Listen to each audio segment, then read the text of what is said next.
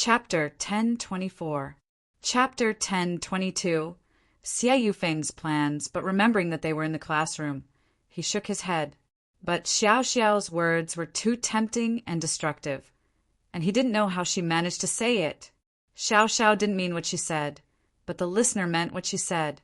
The only thing she could think of being intimate with Lin Yi was that time at the auction, so she just blurted it out naturally, not thinking too much about it. But from Lin Yi's point of view, it sounded a little tempting. Why were you reacting so strongly? Lin Yi's actions almost made Xiao Xiao's heart pop out of her chest. She was already nervous, and Lin Yi's sudden quack scared her. "It's fine, Xiao Xiao. Don't try to tempt me in class," Lin Yi said helplessly. "Ah." Xiao Xiao blinked, blushing. "Since when did I?" "Huh." Lin Yi smiled. Xiao Xiao turned her head away, embarrassed, not daring to look at Lin Yi. She was brave, but she couldn't take Lin Yi's teasing. But just as Lin Yi and Xiao Xiao were teasing each other, an unfriendly gaze shot over, stopping on Xiao Xiao's face before glancing at Lin Yi's face. The owner of the gaze had a dark expression as he humphed coldly. "This kid's quite popular." "Yeah, Master Xia. That kid's a bastard. He made Master Xia so miserable yesterday." Songming nodded. "Master Xia can't fight. He has to hide his strength. Otherwise, that Lin Yi won't be a match for Master Xia. He's just a mystic early phase. He's so weak in front of Master Xia." House Yu's current understanding of Lin Yi's strength came from Yu Kuan. At that time, Lin Yi was indeed at the early phase of mystic class, and House Yu would never have dreamt that Lin Yi could rise 2 levels to the middle phase of mystic class in such a short amount of time. As far as they were concerned, this was impossible and illogical. One had to know how long it would take to level up, and what kind of price one had to pay. House Yu knew this very well, so they didn't think that Lin Yi could level up at all. So Yufeng didn't know that Lin Yi was already a mystic mid-phase master. As far as he was concerned, he was a peak early phase mystic class master. It was more than enough to kill Lin Yi. He couldn't be blamed for thinking so. He didn't have a cheat like Lin Yi. So how could he see through Lin Yi's strength? Of course. But for the sake of House Yu's plan, I can't use my qi. I'll have to bear with it for now. Yufeng humphed coldly. This Xiao Xiao is a slut, too. Look at that dirty face of hers, getting so close with Lin Yi. She's not a good person either. Right? Did you find out anything about the girls I asked you to investigate? Yufeng wasn't able to get Xiao Xiao yesterday, so naturally he was pissed. Seeing how close Xiao Xiao and Lin Yi were, he wasn't too happy either. Master Xia, other than Meng Yao, we've investigated the rest. This Xiao Xiao's family isn't anything special. It was just that in the summer, boys and girls didn't wear many clothes, and many girls wore skirts, so it was easier for them to be exposed. So, the PE class was separated for boys and girls, 1 week for girls. The girls were in the gymnasium, and there was a female PE teacher to guide them, so they didn't have to hide anything. Many girls would just take off their jackets when it was hot, and they'd just wear a tank top to train. Chapter 1025. Who's afraid? Just then, Yushu walked over and looked at Xiao Xiao. "Oh, Miss Dumb, do you want to go to the gym and have a showdown with me?" "You're the dumb girl," Xiao Xiao humphed. "Let's go, I'm not afraid of you." Xiao Xiao and Yushu hadn't decided who was stronger yesterday, and now that there was a chance, Xiao Xiao wouldn't let it go. Naturally, she didn't know that Yushu was the one who approached her. Meng Yao and Yushu had already discussed it, agreeing to Lin Yi dating Xiao Xiao at the last stage of her life. But if things went according to yesterday's situation, there would be some conflict, and if things changed all of a sudden, Xiao Xiao would be suspicious. So, Meng Yao told Yushu to think of a way to get closer to Xiao Xiao. At the very least, they wouldn't be so out of place in the future. "Lin Yi, here's your phone. Help me take care of it." Xiao Xiao gave the phone to Lin Yi. Phones weren't allowed in the gymnasium. One reason was that it would affect training, and the other was that people with bad intentions might take pictures of students with their phones. That would be a problem.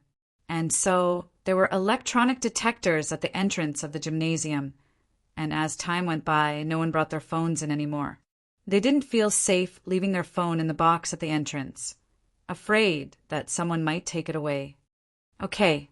Lin Yi nodded and took Xiao Xiao's phone, watching her and Yushu leave the classroom. A smile appeared on Lin Yi's lips. It seemed that Yushu had made her move. With Shu's methods, these two devils would probably be playing together soon. Lin Yi's guess was correct. Yushu was indeed making her move. She was planning to become Xiao Xiao's rival first, and then occasionally work together to mess with her. Their relationship would definitely grow stronger. Lin Yi's previous phone was broken by Ma Zhu, so he was using a phone that was similar to Shu's flip phone, but it had fewer functions. The system wasn't smart, and there wasn't much to play in the games. This class was a physical education class for the girls, but it was a self-study class for the boys. They could read in the classroom, and of course no one would stop them if they wanted to go to the field to play. However, Year 3 students were more or less self-conscious. Who would want to play when the college entrance examination was coming up? Besides, even if he went to play, who would he play with? Could it be that he was playing by himself? Although Lin Yi would listen attentively in class, he would not review after class.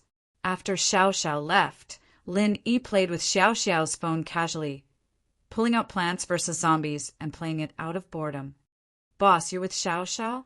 Kong Xiaobo waited until all the girls were gone before turning around and asking with shifty eyes, "What do you mean by with?" It sounds so bad. Lin Yi smiled bitterly. Haha, I heard you guys whispering in class. I think Xiao Xiao even asked you to touch her chest, Xiaobo said with a chuckle. Lin Yi was speechless.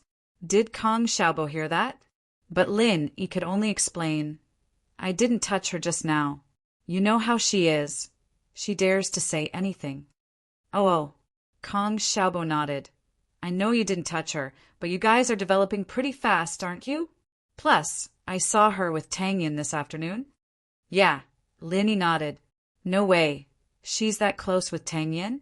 Tang Yin agreed to your relationship with Xiao Xiao? Kong Xiaobo's eyes widened in shock. He had guessed that Tang Yin and Xiao Xiao were getting along peacefully, since they were talking and laughing when he saw them at noon. They didn't look like enemies at all, but hearing Lin Yi's confirmation, Kong Xiaobo gave him a thumbs up. Boss, you're amazing. Too awesome. I admire you so much. You're a master amongst masters at picking up girls. Sweat. Lin Yi sweated. Tang Yin actually accepted Xiao Xiao first, and then she asked me to accept her. You're getting it backwards. What? Kong Xiaobo almost rolled his eyes at Lin Yi's words. Tang Yin accepted her first? That's why Lin Yi accepted her? Are you kidding me? How is that possible? Tang Yin helped Lin Yi find a mistress? All right, it's a bit complicated. I'll tell you in detail later. Lin Yi didn't want to hide Xiao Xiao's condition from Kong Xiaobo. Only when Kong Xiaobo understood everything would he be able to cooperate with him. What is it? Tell me now. Kong Xiaobo was curious. Sure. Lin Yi nodded. Let's go for a walk then. Kong Xiaobo stood up with Lin Yi, and the two left the classroom, heading downstairs. Yu Feng, Song Ming, and Peng Hu, on the other hand, were whispering to each other, plotting something. Master Xia, I heard that girls don't wear much in PE class, and some of them are revealing. Song Ming said softly. Oh. Yu Feng was interested, really. Of course it's true. Think about it, it's summer now and the gym is hot. You'd be sweating when you exercise and then… Haha, Song Ming said with a perverted smile. Then wouldn't there be a lot of peeping? You just transferred here, and you already know about it. How could the people who used to study here not know about it? Yu Feng didn't really believe it. Of course they know, But the gym's windows are really high, and the shortest is at least 3 meters. Who can even look up there? Songming smiled. Only a master like you can fly up there. HM. But that's not a good idea, right? What if someone sees it? Yu Feng hesitated. Although peeping was very exciting, he couldn't afford to lose his reputation, especially when he wanted to pick up girls in school. He might feel good after peeping for a while, but if he was discovered, his reputation would go down the drain. Behind the gym is the mountain behind the school. Who would see it? Songming smiled. I've already scouted the area. You've planned this all along, huh? Yu Feng nodded after hearing that the back of the gym was facing the mountain behind the school. That's right. I've already thought about it. I'll use the camera to take pictures of Xiao Xiao and the others and use it to threaten them. If they don't listen to Master Xia, I'll expose them. Let's see how shameless they are. Chapter 10:26. Fight to the death. All right, we'll go now. Is the camera ready? Yu Feng asked. Phones won't be able to record clearly. Of course, it's a new product, 60x optical zoom. I just bought it. Songming took out a small camcorder from his bag and smiled at Yu Feng. What do you think? Not bad, right? I heard you can even use it to shoot AV. Oh, it looks pretty good. Yu Feng took it and played with it before giving it back to Songming. Let's go, we'll go peep. The three walked out of the classroom, and Yu Feng suddenly remembered that Lin Yi had left the classroom as well. Lin Yi wouldn't be peeping too, would he? It's possible. Songming nodded. Why else would he go out? Don't let him see us. Yu Feng frowned. It'd be better if he sees us. We'll use the camera to record him, and when the thief calls the thief, we'll expose him to the world. Let's see if he'll lose his reputation. Songming smiled disapprovingly. He was a rather insidious person, and he could always think of some dirty tricks. That's a good idea, killing without leaving a trace. Humph, Lin Yi. Let's see if he's good with women. We'll expose him for peeping on girls in PE class. Yu Feng nodded in approval. Lin Yi, naturally, didn't know that Yu Feng was already thinking of him as a pervert. Lin Yi and Kong Xiaobo were sitting on a flower bed in the school field talking. Boss, does that mean Xiao Xiao is really going to die? She has a terminal illness, and even you can't do anything about it? Kong Xiaobo's eyes went wide after hearing Lin Yi's explanation. He never would have thought that the energetic Xiao Xiao was someone who was about to die. I can't do anything about it either. Lin Yi shook his head helplessly. My medical skills aren't omnipotent. It's limited to the known illnesses, but for the unknown, I can't do anything about it. I said it before, I can't find anything in Xiao Xiao's body. How am I supposed to cure her? That's true. We don't even know what illness she has, so how can we cure it? Kong Xiaobo sighed. She's so pitiful. Even the heavens are jealous of her beauty. Yeah, I thought she had an ulterior motive when she approached me, but it doesn't matter now. She's willing to let me teach her how to race or anything else. She only has less than a year left to live, and I'll try my best to satisfy her wishes. Lin Yi had thought things through as well. If Xiao Xiao liked racing, then he'd do his best to satisfy her wishes. But this racing couldn't be done on normal roads. It was too dangerous. Lin Yi decided to bring Xiao Xiao to a race and let her experience what it was like to race. Boss, actually, Xiao Xiao told me a couple of times about you before, but I didn't tell you. Kong Xiaobo decided to be honest with Lin Yi after some hesitation. Oh. Lin Yi narrowed his eyes as he smiled at Kong Xiaobo. Kong Xiaobo was a little embarrassed from Lin Yi's stare. He coughed dryly. Boss, actually, Xiao Xiao told me that she likes you and wants to pursue you. I saw how pitiful she was and my heart softened. I told her how to pursue you. Oh? How? Lin Yi smiled. I told her that you're a good person, boss, and you can be persuaded but not cowed. If she goes against you, then there's no hope. But if she goes along with you, then there's still hope. Kong Xiaobo said, embarrassed. Ha, it's nothing. Lin Yi nodded. Kong Xiaobo's words weren't anything confidential. But as one of Lin Yi's most trusted people, Lin Yi still reminded him. Xiaobo, you mean well, but don't say these things again. You need to learn how to keep it a secret. I know, boss. I regretted it a few days after I said it. Kong Xiaobo smiled bitterly. I read some books about business and management, and they all mention the importance of business secrets. But now that I said it, I'm relieved. Haha, this isn't considered a business secret. Lin, he waved his hand. But if you see a girl who likes me and asks her to chase me, I can't stand it. Ha, this kind of good thing. Why doesn't it happen to me? Kong Xiaobo also smiled. All right, boss, the product launch at the beginning of next month. Boss Lai also asked me to attend, but I think I'm still in the internship stage.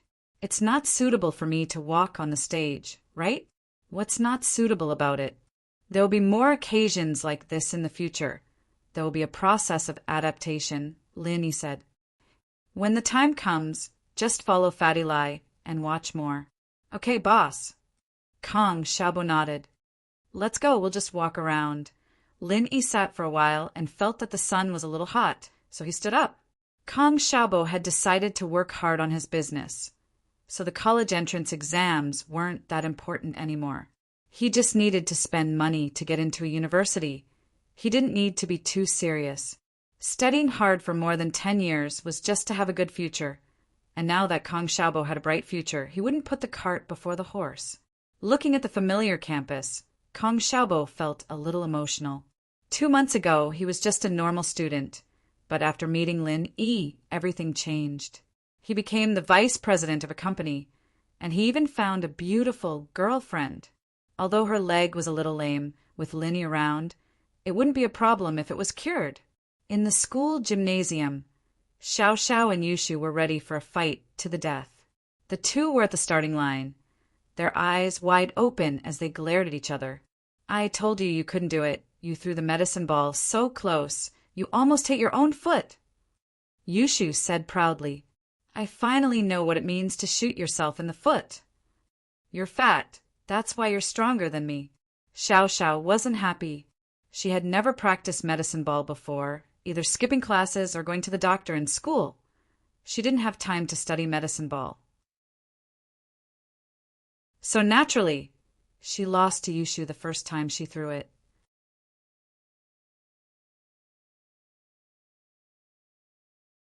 Chapter 10:27. Chapter 10:25. Successful counterattack. Shu, how could you say something so rude? Meng Yao, who was standing beside Yushu, glared at her when she heard what Yushu said. Yao Yao, I got it.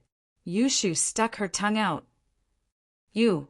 Xiao Xiao's heart was about to explode as she glared at Yushu. I'll beat you in sprinting for sure. Those 2 balls in front of your chest are just a burden. You'll die from running later. Cut them off if you want to win. I think you're just jealous. Yushu didn't mind all. Don't you see that your Yunyan sis's starting to get her breasts enlarged? You're too flat. Shield Bro doesn't like the small ones. Meng Yao, on the other hand, frowned. Lin Yi didn't like the little ones. Then, should she get her breasts enlarged as well? Even Tang Yin was starting to get her breasts enlarged. She couldn't fall behind. The miss had never thought about getting her breasts enlarged before. After all, she'd always lived in a world where she was the center, and she only had Shu as a friend. She didn't need to get her breasts enlarged for anyone, and she didn't care if a man liked her breasts or not, but now Meng Yao realized that she was starting to care about these things. Yes, it wasn't that she cared. It was that she'd grown up and loved to look pretty. Meng Yao found an excuse for herself. That's right. She loved to look pretty when she'd grown up. Who said that? Lin Yi touched it, and he said it was good. It felt good. He really liked touching it. Xiao Xiao said furiously. Touched you? When? Yushu blinked. A while ago in Yanjing. I was sitting next to him at the auction. Xiao Xiao said logically, wanting Yushu to know that she wasn't making it up. Oh, so it's only once? Yushu breathed out in relief, giggling. Shield bro always touched me when he was at home. A couple times already. Bullshit! Xiao Xiao said with a smile on her face. She saw the PE teacher raise the flag in his hand, getting ready to run. You're the one who's bullshitting. Yushu was about to retort when she realized something was wrong. Xiao Xiao was already gone. Sister Yao Yao and the others also started to run. Haha, big idiot Shu, I'm going first. Xiao Xiao was dancing around happily. I'm going to win for sure this time. Wait for me, you're cheating. Yushu started running, chasing after Xiao Xiao, but this was a 100-meter dash and Xiao Xiao was already so far away. How was Yushu going to catch up? In order to run faster, Yushu put her hands on her chest as she ran. But by the time she reached the finish line, Xiao Xiao was already a few seconds away. Ha ha! Xiao Xiao was on the verge of tears. Ha ha ha! I won! Xiao Xiao Xiao, why don't you laugh yourself to death? No wonder you're called Xiao Xiao. Yushu was pissed. I wouldn't have lost if you hadn't cheated. What do you mean cheated? The teacher waved the flag, and I started running. What kind of cheated is that? You didn't see it yourself, and you're saying I cheated? You're just a little bit of a renege on society. Xiao Xiao finally countered Yushu's shamelessness perfectly. Yushu didn't expect this Xiao Xiao to be this strong as well. She couldn't get the upper hand at all when fighting her, and the two of them were evenly matched right now. Haha, I'm dying of laughter. Xiao Xiao didn't stop laughing, but after 2 laughs, she stopped abruptly, clutching her stomach as she crouched down in pain. Yushu looked at Xiao Xiao confused. What's wrong? I just ran, and I'm laughing so hard it hurts. Xiao Xiao said weakly as she crouched on the ground. Ah. Yushu's eyes went wide, almost bursting out in laughter. What did it mean to have extreme joy turn to sorrow? This was it. She was a living example. But remembering Xiao Xiao's pitiful life, Yushu couldn't laugh anymore. She crouched down and pulled Xiao Xiao up. Let's go. I'll help you to the chair over there to rest. The PE teacher noticed something was wrong and walked over, asking what was going on. Meng Yao stayed behind to explain, telling the teacher that Xiao Xiao was just choking, and the teacher let out a sigh of relief before leaving.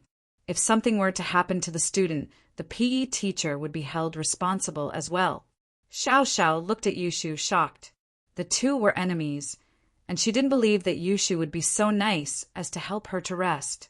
You're really going to help me to rest? Xiao Xiao looked at Yushu in disbelief. Oh, Yushu's brain spun furiously. She was indeed acting a little out of the ordinary. Logically speaking, she should be pointing at Xiao Xiao and laughing when she saw her pained face, but Yushu really couldn't laugh at all. However, she finally thought of a reasonable reason and said, I'm evenly matched. Naturally, I won't let you die so quickly. I, little Shu, am a very upright person. I never take advantage of others. So, let's wait for you to rest first. Then we'll compete again. It's a tie now. Haha, I see. Xiao Xiao nodded after hearing Yushu's explanation. You're not a bad person. If you didn't fight with me over Lin Yi, we'd be playing together. Yeah, I think so too, Yushu nodded. The two sat on the chairs at the side of the gym and rested. After resting for a while, Xiao Xiao felt more or less recovered, but she didn't dare do any more strenuous exercises. I'm afraid I can't fight you today. I'm still feeling a little uncomfortable, and I'm afraid I'll have a chest ache again. It's fine. We'll fight with words if we can't fight, Yushu said nonchalantly. Fight with words? Xiao Xiao blinked. Fight with pranks. See who's better at pranking. Yushu said, That's a good idea. But who are we pranking? I'll say this first. I'm not going to prank Lin Yi. Xiao Xiao's but hurt just thinking about pranking Lin Yi. Plus, she didn't want to prank Lin Yi right now. Oh, you can't prank Shield Bro. He's too strong. Only an idiot would prank him. Yushu shook her head and looked at Xiao Xiao, smiling evilly.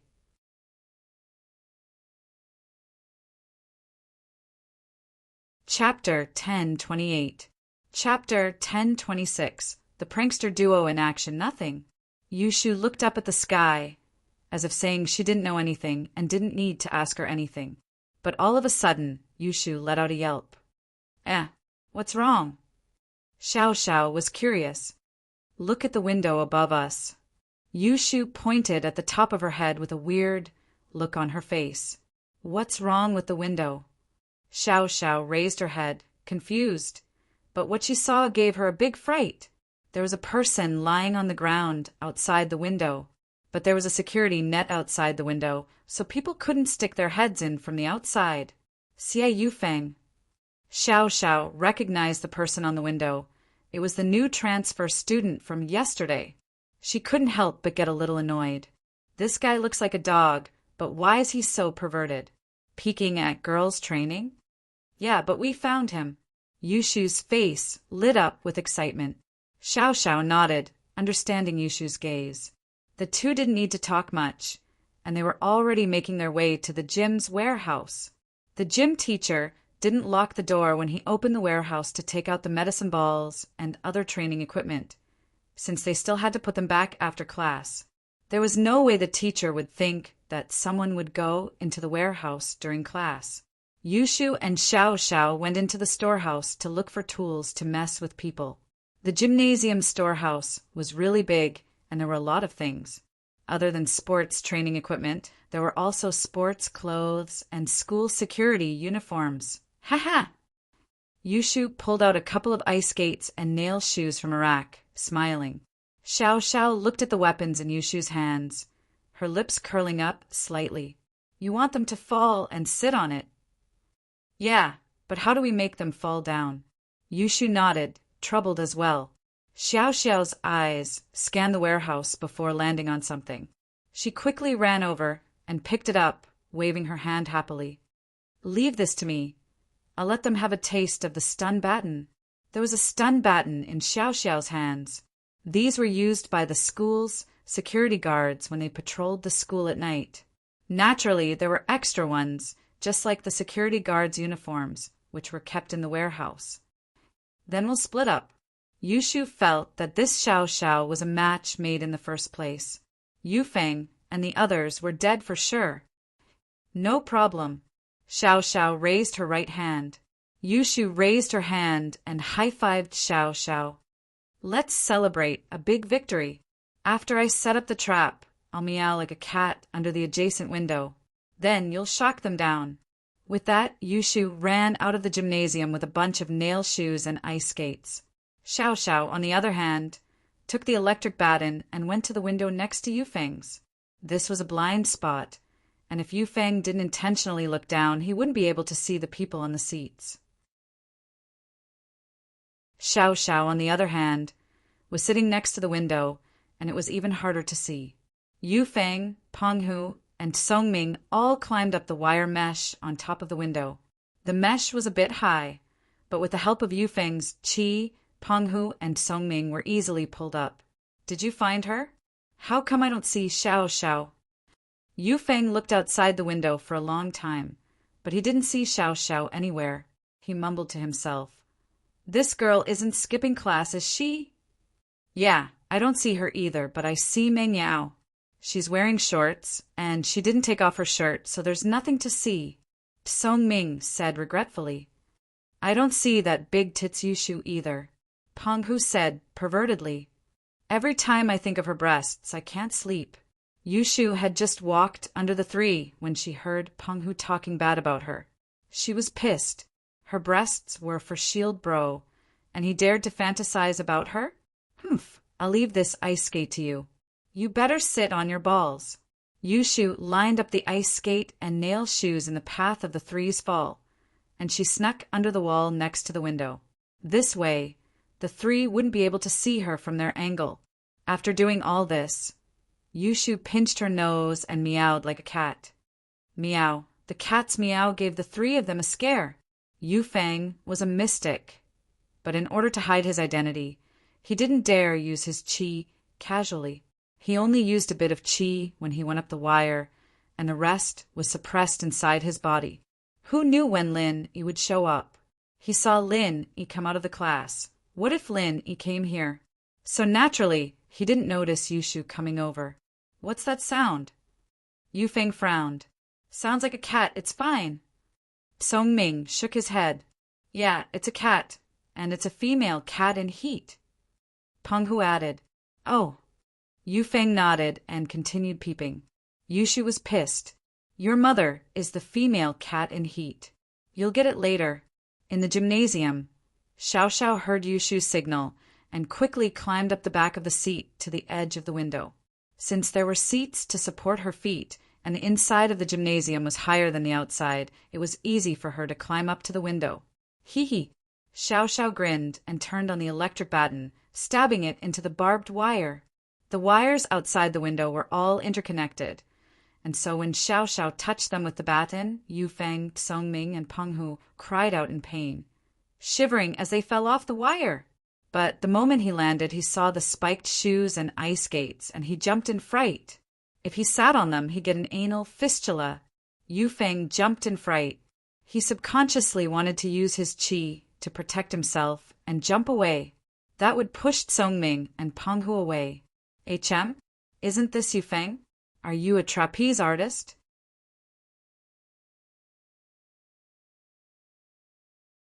Chapter 10:29. Tragedy struck again. Lin Yi and Kong Xiaobo finished their conversation and walked around the field. He suddenly remembered the tree he planted a while ago, wondering how it was doing. He decided to go to the back hill with Kong Xiaobo when he saw Yushu setting up a trap. But Lin Yi didn't say anything. He wanted to see how Yufeng would take the bait after Yushu was done.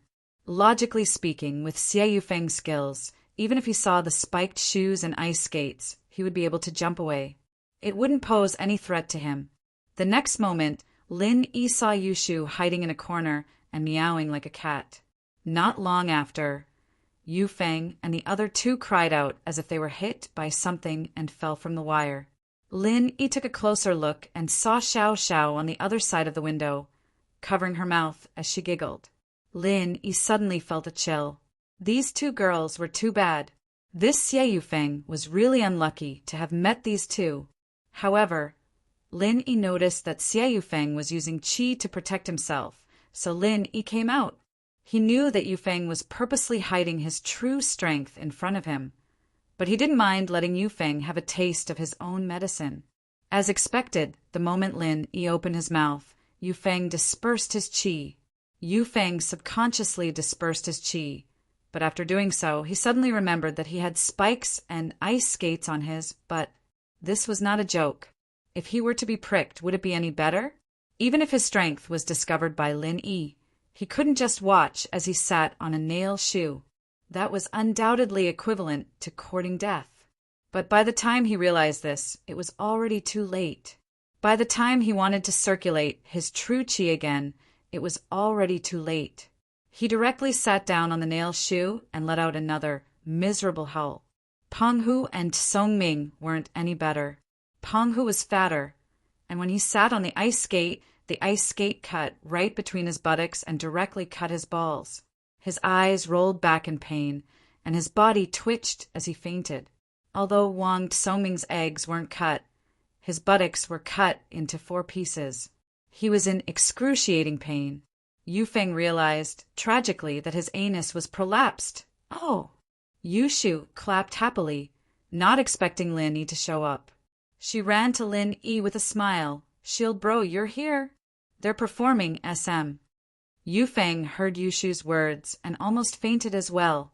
Performing SM? What kind of performance was that? Was there something wrong with his brain? But he knew that what he was doing couldn't be seen in the light of day. If someone found out that he was peeping, then his reputation in school would be ruined, and he wouldn't be able to chase girls anymore. With that thought, Yufeng gritted his teeth and stood up, enduring the pain. He was truly a cultivator, and his endurance was pretty strong. Kicking the unconscious Li Penghu, he pulled the howling Wang Songming and cursed. Get up and go to the hospital if you don't want to die.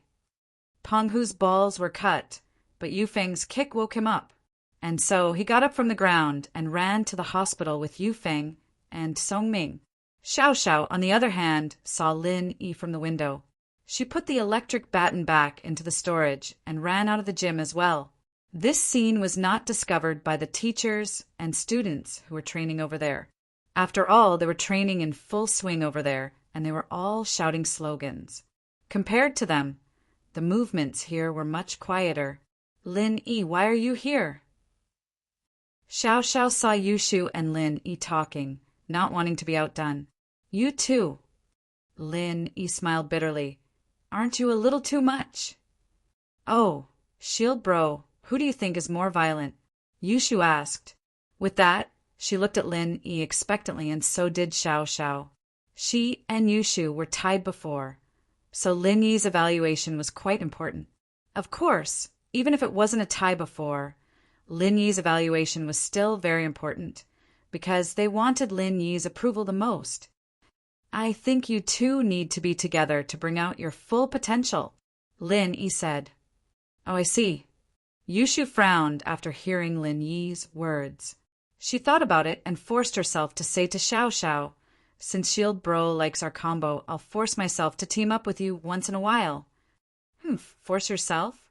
Xiao Xiao curled her lips in disdain. I'm the one who's taking care of Lin Yi's face by teaming up with you. But if you provoke me again, I'll break up with you and go solo. I can't provoke you, but you can't provoke me first either, Yushu said after some thought. How about this? Whoever provokes me first gives up. You're just a small wife. Why would I care if you don't provoke me first?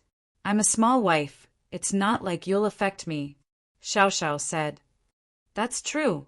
Yushu nodded. No matter how you fight, you're still the small wife. Let Yao Yao go fight for the big wife dash, Lin Yi smiled faintly, knowing that Yushu was trying to be nice. If Yushu hadn't lowered her head first, Xiao Xiao wouldn't have lowered her head so easily. But the result was good. The two weren't enemies anymore. They might not be that close right away, but they'd get along better after some time. After all, these two had something in common. They could work together to mess with each other. All right, class isn't over yet. Hurry up and bring the spiked shoes back to the gymnasium. Don't let anyone find out. Lin Yi pointed at the bloodied shoes and ice skates on the ground. Oh, okay. Yushu picked up the shoe, and Xiao Xiao reached out to help as well, and the two of them carried the things back silently. Kang Xiaobo, on the other hand, didn't say anything. He knew he couldn't say anything right now, so he just watched quietly until Xiao Xiao and Yushu left. He sighed.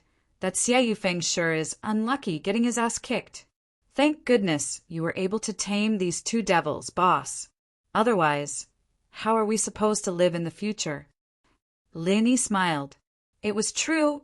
Yushu and Xiao Xiao were devils in front of outsiders, but they were very gentle to him.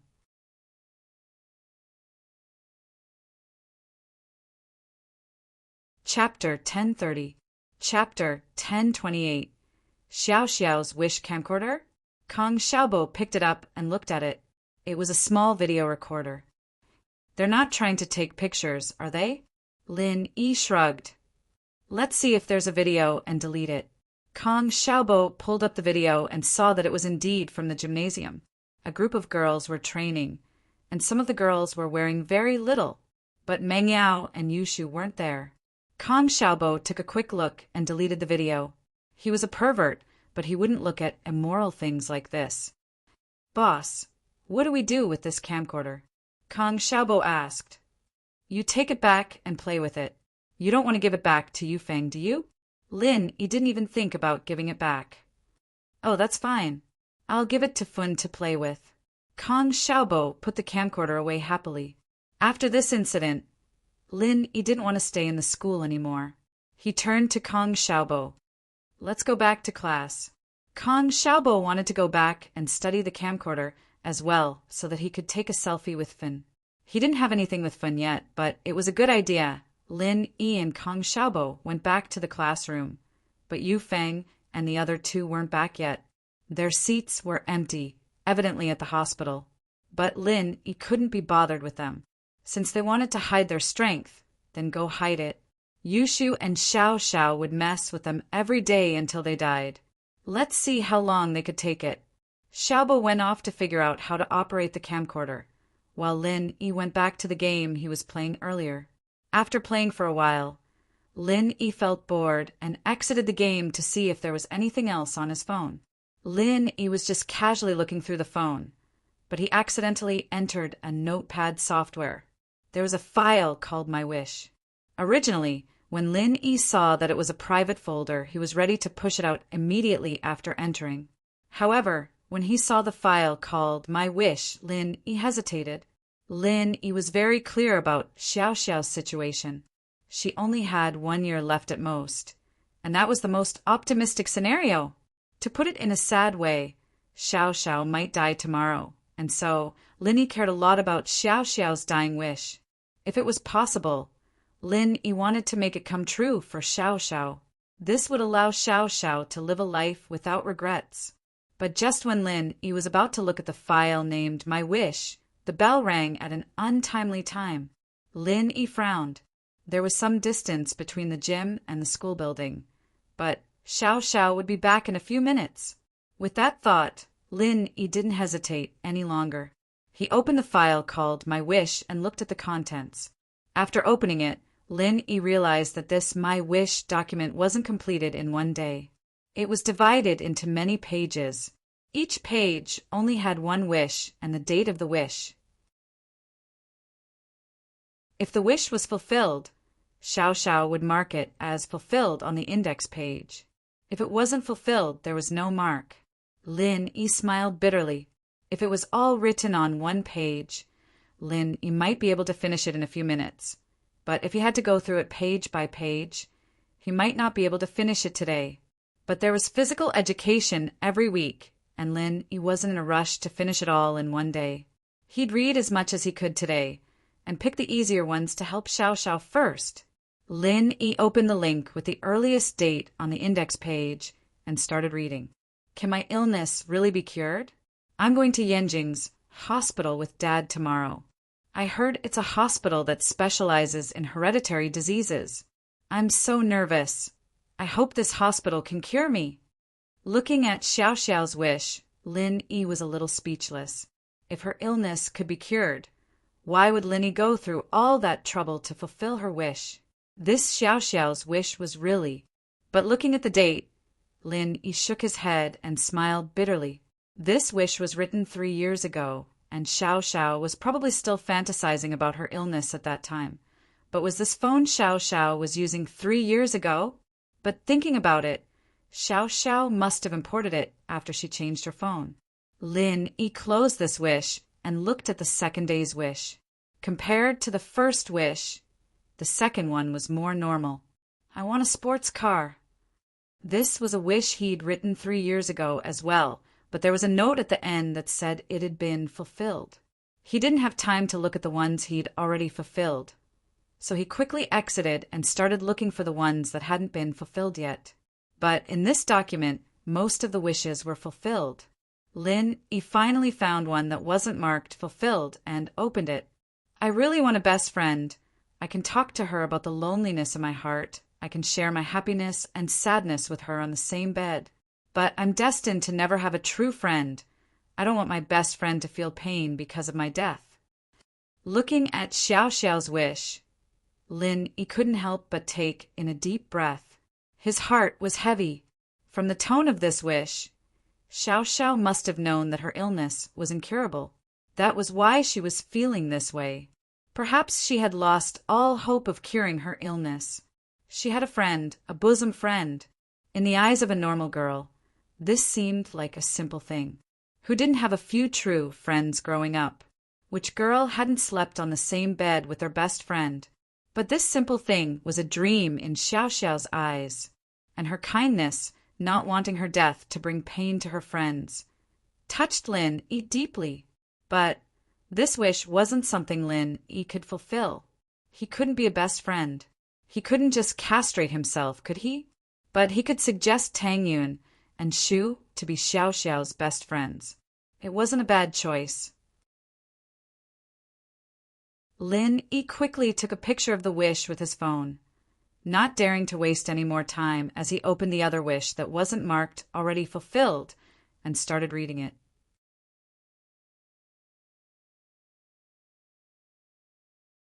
Chapter 1031. Chapter 1029. A shocking wish. This was a wish that Lin Yi could consider helping Xiao Xiao. It wasn't too much to ask, and Lin Yi could do it too. It was only now that Lin Yi understood that Xiao Xiao wasn't a rebellious girl who liked racing. She had the dream of being a racer. Yes, everyone had a dream when they were young. But as they grew older, these dreams would slowly fade away. What was his dream back then? A farmer? A spring? A little field? Yes, Lin Yi's dream was very simple. When he was with his old man, Lin Yi didn't think that he would become an assassin in the future, nor did he think about what kind of life he would have in the future. He thought that he would be the same as the other kids from the countryside, like Herr Gooden, farming with him to support the family. But after Lin Yi grew up, he started doing all sorts of simple and complicated missions. Lin Yi didn't know what his dream was anymore. These days of wandering were his life, and when he was free, he would chat with Herr Gooden in his old home. It was the most relaxing time of his life. As time went on, he grew up, and so did Herr Gooden. His fate changed with his old man, and he was destined to never be a farmer. And Herr Gooden's fate changed because of him as well. He was destined to never be a normal farmer. He had to be a farmer in his old home. Thinking of Herr Gooden, Lin Yi started to miss him. He hadn't seen him in a while, and he wondered if he was done with the spring plowing. He should be done, right? He needed to find some time to call him and ask him to come to Songshan. And so, other than his childhood, Lin Yi's life right now was the most relaxing he'd ever had. He had food, he had beauties, and while it was dangerous, Lin Yi enjoyed it. But even so, Lin Yi still felt that his life was better than Xiao Xiao's. His life was uncertain, but he had a friend, Herr Gooden. Gooden was a bit rash and reckless, but Lin Yi liked him. At the very least, he was a straightforward person. Whatever Lin Yi said to him, he would only chuckle and would never spread it out. So, Lin Yi didn't hide anything from Gooden, and Gooden was a loyal listener. Shaking his head, Lin Yi suddenly remembered that he didn't have much time left. Class had ended, and he was looking at Xiao Xiao's wish when he got distracted. Lin Yi didn't dare waste any time. He quickly took a photo of Xiao Xiao's wish and closed it to read the next one. I also want to be in a relationship and have a boyfriend who cares and cares for me. I'm so envious of other people under the moonlight, but I can't hurt others. If I die, my lover will be sad. However, this wish was divided into two. The first was written 2 years ago, and below this wish, there was another annotation, but the date was the most recent. I've decided I want to be in a relationship with Lin Yi, who told him to pee on me, and set off firecrackers on but I want revenge. I want him to fall in love with me, and then I'll die in front of him. Xiao Xiao, you have to work hard. Lin Yi sweated as he looked at the message. No way. He'd felt that something was wrong with Xiao Xiao before, going from hostility to liking him. Wasn't that a little too fast? He looked at the date. It was the day Xiao Xiao changed her attitude towards him. But there was another annotation below this one, and Lin Yi couldn't help but sigh. Is this what love feels like? It's so nice. I hope I can live forever. This comment was dated last night, and looking at it, Lin Yi's heart was heavy. The meaning of this comment was clear, and that was that Xiao Xiao's revenge mentality had changed. She wanted to live forever. What revenge was there to talk about? Lin Yi smiled bitterly. It seemed that Xiao Xiao had made it real, but this was a wish that was being fulfilled, and it was almost done. Lin Yi didn't need to worry about it anymore. No matter what Xiao Xiao's motive for liking him was, Lin Yi could understand and tolerate it. Thinking about Xiao Xiao's background and personality, Lin Yi didn't blame her for going too far back then. Think about it, if it were Yushu, she'd go crazy even if someone peed on her head, let alone set off firecrackers on her, but wouldn't she? Xiao Xiao, on the other hand, used a self-destructive strategy to get into a relationship with Lin Yi, wanting Lin Yi to lose her after falling in love with her. This wasn't revenge at all, but an indulgence for the last moments of her life. Lin Yi closed this wish and went on to the next one. I saw a TV show today. The main male and female characters were watching the sunrise together, cooking breakfast with seawater. It's so romantic. I want to, but I want to eat poached eggs. Lin Yi looked at Xiao Xiao's weird wish and couldn't help but find it funny. Poached eggs? Eating poached eggs while watching the sunrise? Why didn't match? But since it was Xiao Xiao's wish, Lin Yi still took a picture with his phone. After all, this wish was easier to fulfill. There wasn't much time left, and Lin Yi closed this wish and quickly read the next one. Su Shirhan is so pretty. If only I were a guy, I'd be able to push her down. Lin Yi opened Xiao Xiao's wish and was exhausted. Lin Yi didn't seem to be able to fulfill this wish. He couldn't just give her a sex change operation, could he? But that was only the first half of the sentence. There was more, and Lin Yi kept reading. I've decided I'll give this difficult mission to my boyfriend, let him push her down, and then we'll do 3P. Ha ha ha. Xiao Xiao, you're a super genius. But it seems like a daydream. Lin Yi almost threw Xiao Xiao's phone away after reading the last half. Wasn't this too cruel? Lin Yi was getting more and more convinced that if Xiao Xiao hadn't died, she would have been able to play with Yushu for sure. From a certain perspective, the two had a lot in common, and their way of thinking was equally shocking.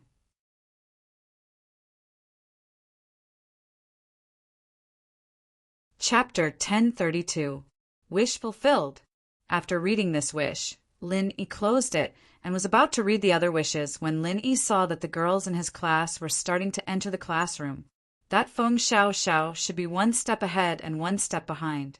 Lin Yi quickly exited his phone and opened up the game. Xiao Xiao and Yushu walked into the classroom together, and the two were talking and joking, as if the conflict from before had disappeared. But it was obvious that the two weren't that close yet. It was impossible for them to become close in one day. Xiao Xiao walked over to Lin Yi and sat down. She saw Lin Yi playing with her phone, so she asked curiously, "What are you doing?" "Playing a game." Lin Yi acted like he just saw Xiao Xiao and put the phone on the table. "You're back." "Yeah, I'm back." Xiao Xiao picked up the phone and looked at the game on the screen. "Do you still want to play?" "No." Lin Yi shook his head. "This phone isn't bad. I'll go buy one in a couple of days." "Then you buy mine too. We'll be a couple's phone." Xiao Xiao closed the game on her phone and put it in her pocket, not even thinking that Lin Yi had already seen the wish in it. "Yeah." Lin Yi answered casually. Lin Yi's quick answer stunned Xiao Xiao. She didn't think that Lin Yi would agree to her suggestion so easily. If it were before, Lin Yi would have rejected her right away, right? "Then we'll go buy one after school." Xiao Xiao asked excitedly. "We'll see." Lin Yi shook his head. "The phone shops are all closed after school. Let's wait until the weekend." "Sure." Xiao Xiao heard the first half of the sentence and thought that he was just brushing her off again. But the second half told her that it wasn't the case. She was happy once more. "Xiao Xiao, why do you always want to learn how to race with me?" Lin Yi brought the topic to Xiao Xiao's wish. Lin Yi used to think that Xiao Xiao was just messing around, ignoring the fact that it was her dream to be a racer.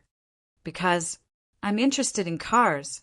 After watching Fast and Furious, I wanted to be a racer." Xiao Xiao didn't hide it and smiled. "But I know that's impossible.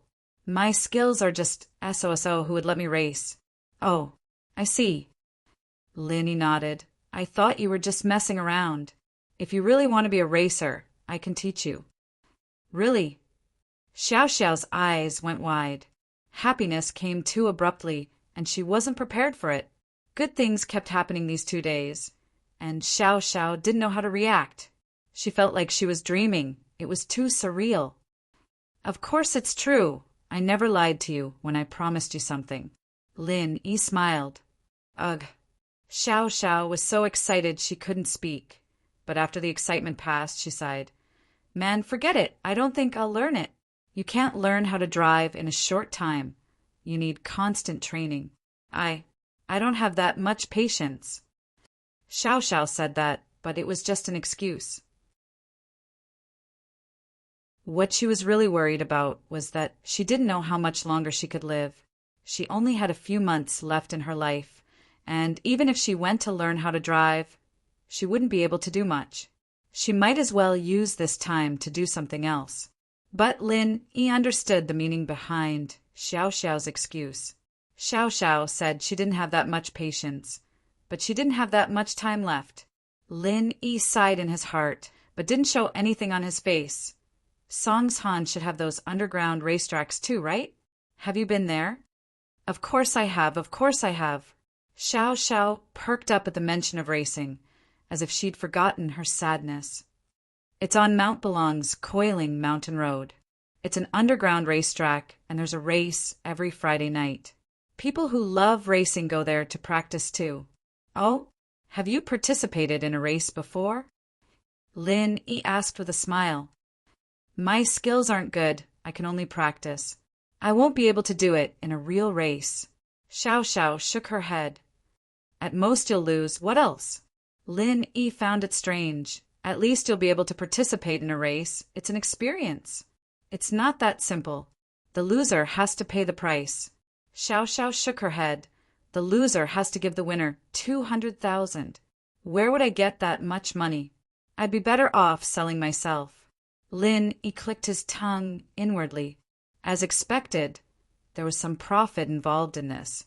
There wouldn't be a race for no reason. 200,000 wasn't much to Lin Yi, but it was a lot to Xiao Xiao. If she had the money, she wouldn't have just bought an Audi TT. She'd have bought an Audi R8 or something. Then does it mean I get 200,000 if I win? Lin Yi asked.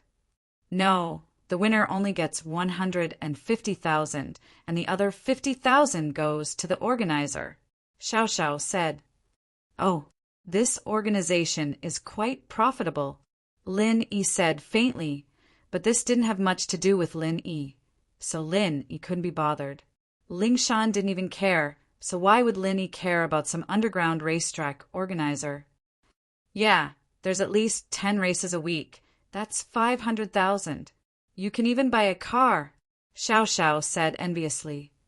But winning 150 isn't bad either. We'll go racing on Friday and get a phone. Lin Yi smiled. What do you think? Ah, you want to go racing with me? Xiao Xiao's eyes went wide. Yeah, you don't want to go? Lin Yi asked. Yes. Xiao Xiao nodded, afraid that Lin Yi would change his mind. Really? That's great. Ha ha ha ha, I can go racing too. You want to drive? Lin Yi was speechless at Xiao Xiao's happy face. Lin Yi was the one driving in the racetrack, and Xiao Xiao would lose for sure. Ugh, yeah, I lose the moment I start. Xiao Xiao was a little depressed. Lin Yi looked at Xiao Xiao's face and made a decision in his heart. It was a risky decision, but it wasn't much to Lin Yi. It was something he could control.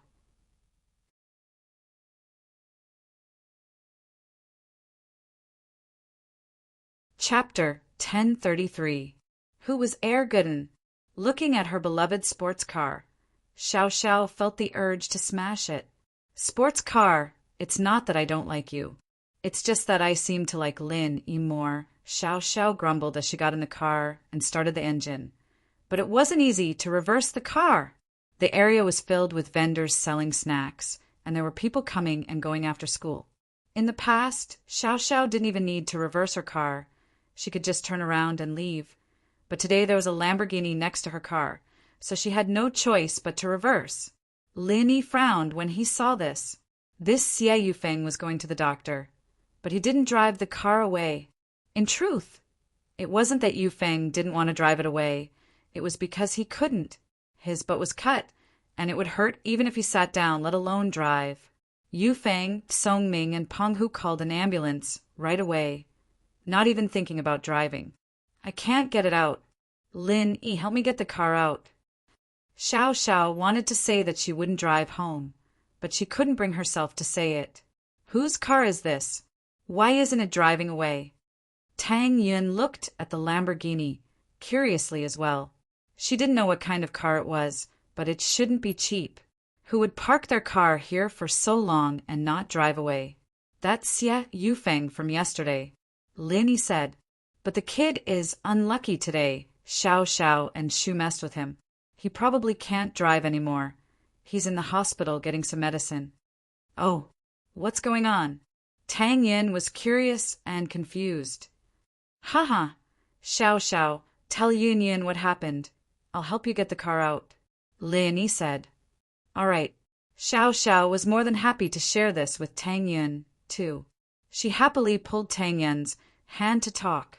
Compared to Yushu, Xiao Xiao's relationship with Tang Yun was a lot closer. The two had lunch together, and they were even more in sync now. In fact, this was because Xiao Xiao was trying to get to know Tang Yun, and Tang Yun was doing it on purpose. That was why their relationship improved so much. Lin Yi walked over, but he didn't get in Xiao Xiao's car. Instead, he went to Yufeng's Lamborghini and raised his leg to kick it. Bang! A loud bang sounded, and the Lamborghini was kicked sideways by Lin Yi, but Lin Yi didn't stop there. He kicked it again, and the car moved sideways again. Lin Yi frowned and kept kicking, and soon the brand new Lamborghini was full of dents from Lin Yi's kicks, and the alarm went off. But the people on the food street all knew Lin Yi, and they knew how domineering Lin Yi was. No one tried to stop him, and some were even gloating. This stupid car owner was blocking Lin Yi's way. In the blink of an eye, the Lamborghini was kicked to the bottom of the wall by Lin Yi, and the driver's door was stuck to the wall as well. If he didn't climb over from the passenger seat, he wouldn't even be able to drive the car away. Xiao Xiao and Tang Yin were stunned as they looked at Lin Yi. But Lin Yi had done too many ruthless things. Lin Yi had torn down Zhao Qibing's skyscraper twice, let alone a car. Tang Yin was already used to it, but Xiao Xiao couldn't close her mouth. Damn, that's so cool. Xiao Xiao didn't expect Lin Yi to be this strong, sending the Lamborghini to the wall with just a few kicks. Yufeng would probably be crying tomorrow morning when he saw his new car in the corner of the wall. Riddled with scars, wouldn't he? It's done. Lin Yi walked back casually, as if he wasn't the one who kicked the car. He walked to Tang Yun and Xiao Xiao. Let's go. Xiao Xiao told Tang Yun about Yufeng's tragic experience, and Tang Yun started to sympathize with the guy. He was beaten up by gangsters yesterday, and today he was sitting on a nail shoe. Not only that, but his new car was destroyed by Lin Yi. Why was this guy so unlucky? Did he have to go to the West to seek scriptures and come here to suffer? Xiao Xiao didn't want to leave, but she didn't want to make it too obvious.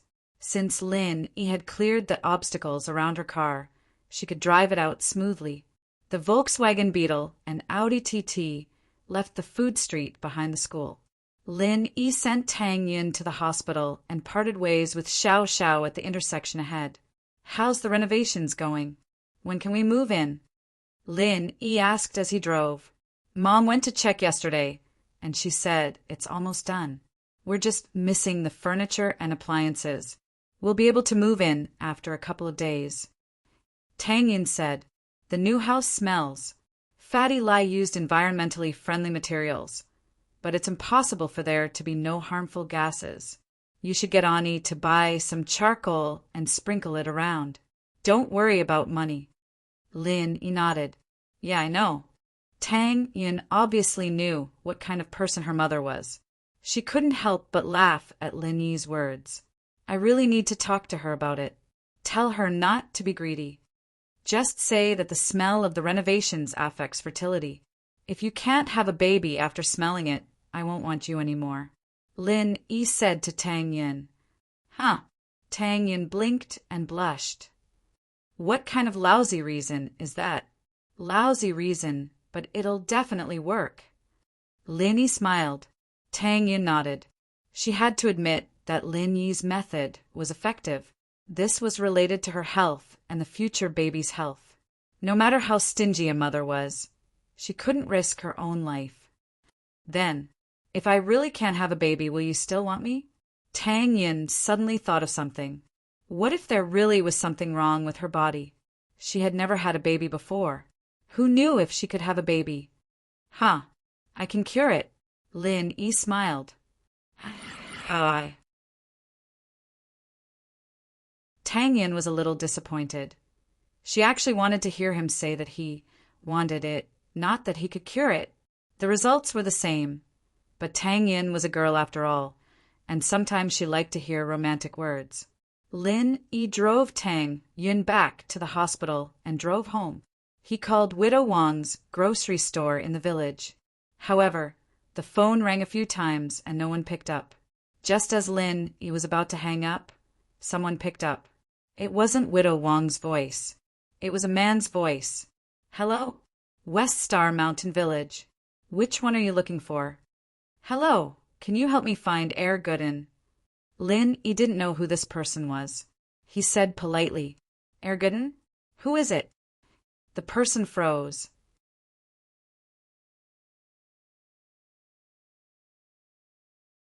Chapter 1034. Hercules Air Gooden Ugh.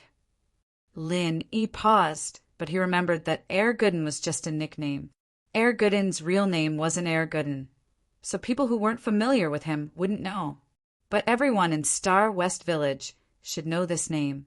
But Lin Yi still said, it's Zhou Jiaming. Zhou Jiaming was Air Gooden's real name. Of course, in the village, people called people by their nicknames. Very few people called people by their real names. This was different from the city. Zhou Jiaming? The man on the other side of the line paused, but he still said, wait, I'll ask for you. Auntie, someone's looking for Zhou Jiaming. Do you know him? I know. Okay, go set up the goods, I'll take the call. Widow Wang's voice came from the other side of the phone. After a while, Widow Wang picked up the phone. You're looking for Air Gooden? Auntie Wang, it's me, Lily. Linny smiled. Who is that? It's my relative's child from another village.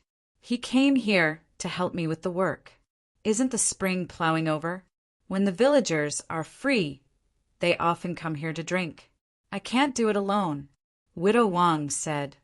I see. No wonder he doesn't know Air Gooden. Linny understood. In Star West Village, there were a lot of people who didn't know Lin Yi, but there were very few who didn't know Air Gooden. Haha, wait here. I'll get Air Gooden to answer the phone for you. Widow Wang put the phone aside and went to the village's megaphone to shout. Air Gooden, Air Gooden, Air Gooden, I'm your Auntie Wang. There's a call for you. Widow Wang's voice came from the loudspeaker, shocking Lin Yi on the other side of the phone. Gooden was hunting in the mountains. He just finished dinner and went to the mountains to stretch his body. He didn't expect to hear the village's loudspeaker calling for him. Gooden guessed that the call was from his boss, Lin Yi. He didn't waste time picking up the dead boar and running down the mountain. This wild boar was at least 300 to 400 kilograms, but Gooden didn't seem to be using any strength at all. He was running like he was flying, as if he was carrying no weight at all. At the foot of the mountain was West Star Village. Almost all the villagers were outside playing cards and chess. They didn't seem surprised at all when they saw Gooden running down the mountain with a bear on his shoulder. Air Gooden, you went hunting again? This wild boar can be sold for a good price, right? An old man said enviously. Ha ha, it's all right. Gooden smiled honestly. Air Gooden, when are you going to get the robes you promised Master Wang? A village woman asked. Her husband sold wild animals, and he often caught wild chickens and robes to sell in the market. He used to catch them with traps, but Gooden patted his chest and bought them, saying that he'd help whenever he needed the robes. Auntie Chang, I'm in a hurry to answer the phone today. I'll get the robes for you tomorrow. Gooden nodded. This Gooden was a legend in the village. When he was 8, he went hunting alone in the mountains. The first day he came back, the villagers saw a black bear coming down the mountain and walking into the village, scaring them to death. They shouted, "The bear is in the village!" and all went back to their homes. But when the black bear walked into the village, everyone realized that under the bear's huge body, there was a small, skinny figure. It was Ere Gooden, who came back from hunting. But compared to the black bear's body, Ere Gooden's body was insignificant. They were far away, and it was dark, so the villagers couldn't see Gooden clearly. It was only when they got closer that they realized that the black bear had been killed by Gooden. This shocked the villagers, and they couldn't help but praise Gooden's godly strength. But everything had a freshness, and once the freshness wore off, they wouldn't be surprised anymore. It was the same with Ere Gooden. From then on, he killed wild wolves, wild boars, vultures, and other wild beasts. Everyone was used to it now. Gooden threw the wild boar on the ground. Everyone split it. If we can't finish it, we'll give the rest to my dad to sell. Gooden was a simple and honest man. He wouldn't keep things to himself. Every time he went hunting, he would think of the villagers and give them something for free. So, everyone had a good impression of him. In fact, everyone was drooling over the wild boar meat. Normal people couldn't kill a wild boar. There was a saying, 1 boar, 2 bears, 3 tigers. It meant that the wild boar was stronger than a bear or a tiger. Only Gooden could kill a wild boar so easily. If it was someone else, they might have been killed by the boar. After saying that, he quickly ran to Widow Wong's house, and the rest of the villagers happily helped him clean up the wild boar. Of course, they weren't greedy people. They would get some of the meat, but it was the parts that weren't easy to sell. The parts that were easy to sell, like the pork knuckle, they would leave them for Gooden. Gooden excitedly ran into the shop and picked up the phone. Hello? Ere Gooden, it's me. Lin E. Lin E heard Gooden's voice and smiled. Lin E bro, I knew it was you. Are you in a hurry? I'll leave in 2 days. Gooden said embarrassedly, it's still far from the autumn harvest, and the family doesn't have much income. I'm thinking of hunting some wild animals for my dad to sell before I leave. Otherwise the family won't have any income. Didn't I tell you to get it from my old man? Lin E didn't know whether to laugh or cry. You can pay for the road. I'm thinking I'll earn the money for the house. I have hands and feet. Hunting isn't a problem. Gooden said with an honest smile. All right, come back as soon as you're done. I really miss you. Lin E sighed. I really want you to stay in Songshan forever. I want to follow you, boss, to explore the world. But I can't. Gooden frowned and said helplessly, I can't leave home for too long. That's right. Apart from that spiritual spring, there's really no other alternative solution. Lin E sighed, but it's fine. You just have to come out once in a while.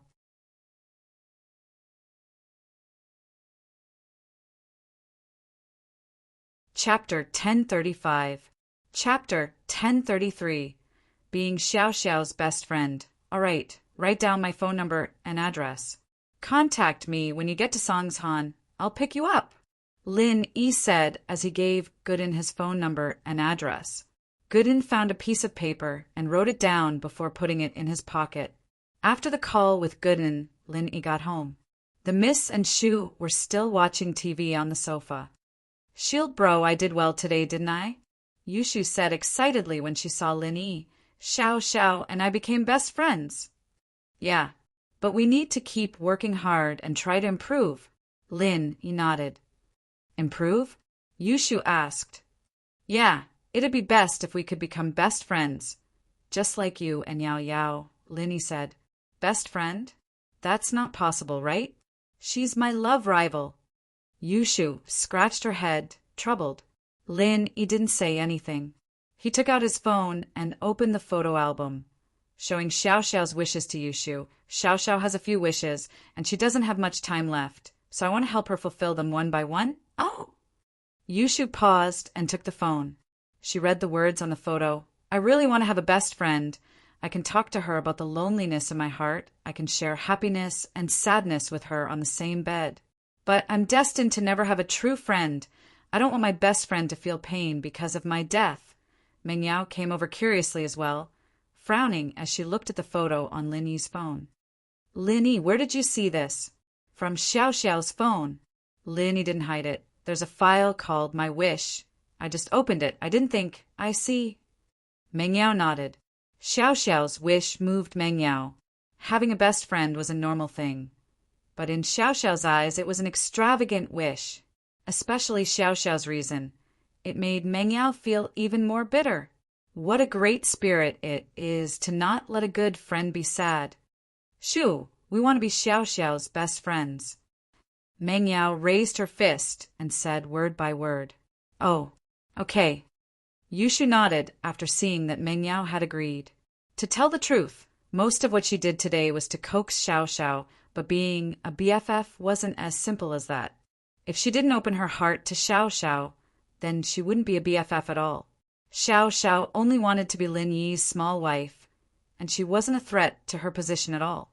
Plus, she was about to die, so Yushu didn't think much of it. The two came to an agreement, and the matter was settled for now. But Yushu suddenly realized that the picture wasn't the last one, so she kept scrolling. Lin Yi wanted to stop her, but it was too late. Yushu's hands were faster, and she was already scrolling. If Lin Yi were to take the phone back now, it would mean that something was wrong. Lin Yi couldn't help but regret taking a picture of that threesome wish. Yushu and Meng Yao read Xiao Xiao's other wishes, but they weren't really interested in things like racing or watching the sunrise. It had nothing to do with them, but when they saw Xiao Xiao's threesome, their eyes went wide, their mouths wide open. I've decided I'll give this difficult mission to my boyfriend. Let him push her down, and then we'll have threesome. Ha ha ha. Xiao Xiao, you're a super genius. But it seems like a daydream. Yushu and Meng Yao couldn't help but look at each other after reading the content on the phone. After a long while, Yushu sighed. Holy shit, this Xiao Xiao is even stronger than me? She wants to do threesome with a superstar? I just want to do it with Yao Yao. Shu, what the hell are you talking about? Meng Yao glared at Yushu, suddenly feeling a sense of regret. One Shu was enough to give her a headache, and she actually agreed to be Xiao Xiao's best friend? Xiao Xiao was someone similar to Shu, and if she were to become her best friend, wouldn't she be breaking down all day long? After the two of them got together, wouldn't the already shocking idea become even more shocking? This Xiao Xiao wanted to do threesomes, and with just a discussion with Yushu, they'd be able to do 4 or 5. Hee hee, but that's a good wish. Su Shirhan is Yao Yao's and my idol, too. Shield bro, you need to work hard. Yushu waved her phone at Lin Yi. I don't mind doing threesomes with a superstar. HM. 4 or 5 with Yao Yao. Lin Yi held his forehead, speechless. His heart was exploding. This sounded exciting, but Lin Yi just couldn't believe it. Meng Yao slapped her forehead as well, almost fainting from the shock. What was she supposed to do now that Yushu had said it out loud? What was she supposed to do? What was she supposed to do in the future? I'll go check on Faubert. Lin Yi took the phone back from Yushu and walked to Faubert's room. I'll go wash up and sleep. Meng Yao said, defeated. I'll go too. Yushu said happily, following Meng Yao like a shadow. Lin Yi walked to Faubert's room. The door wasn't locked, so he pushed it open and walked in.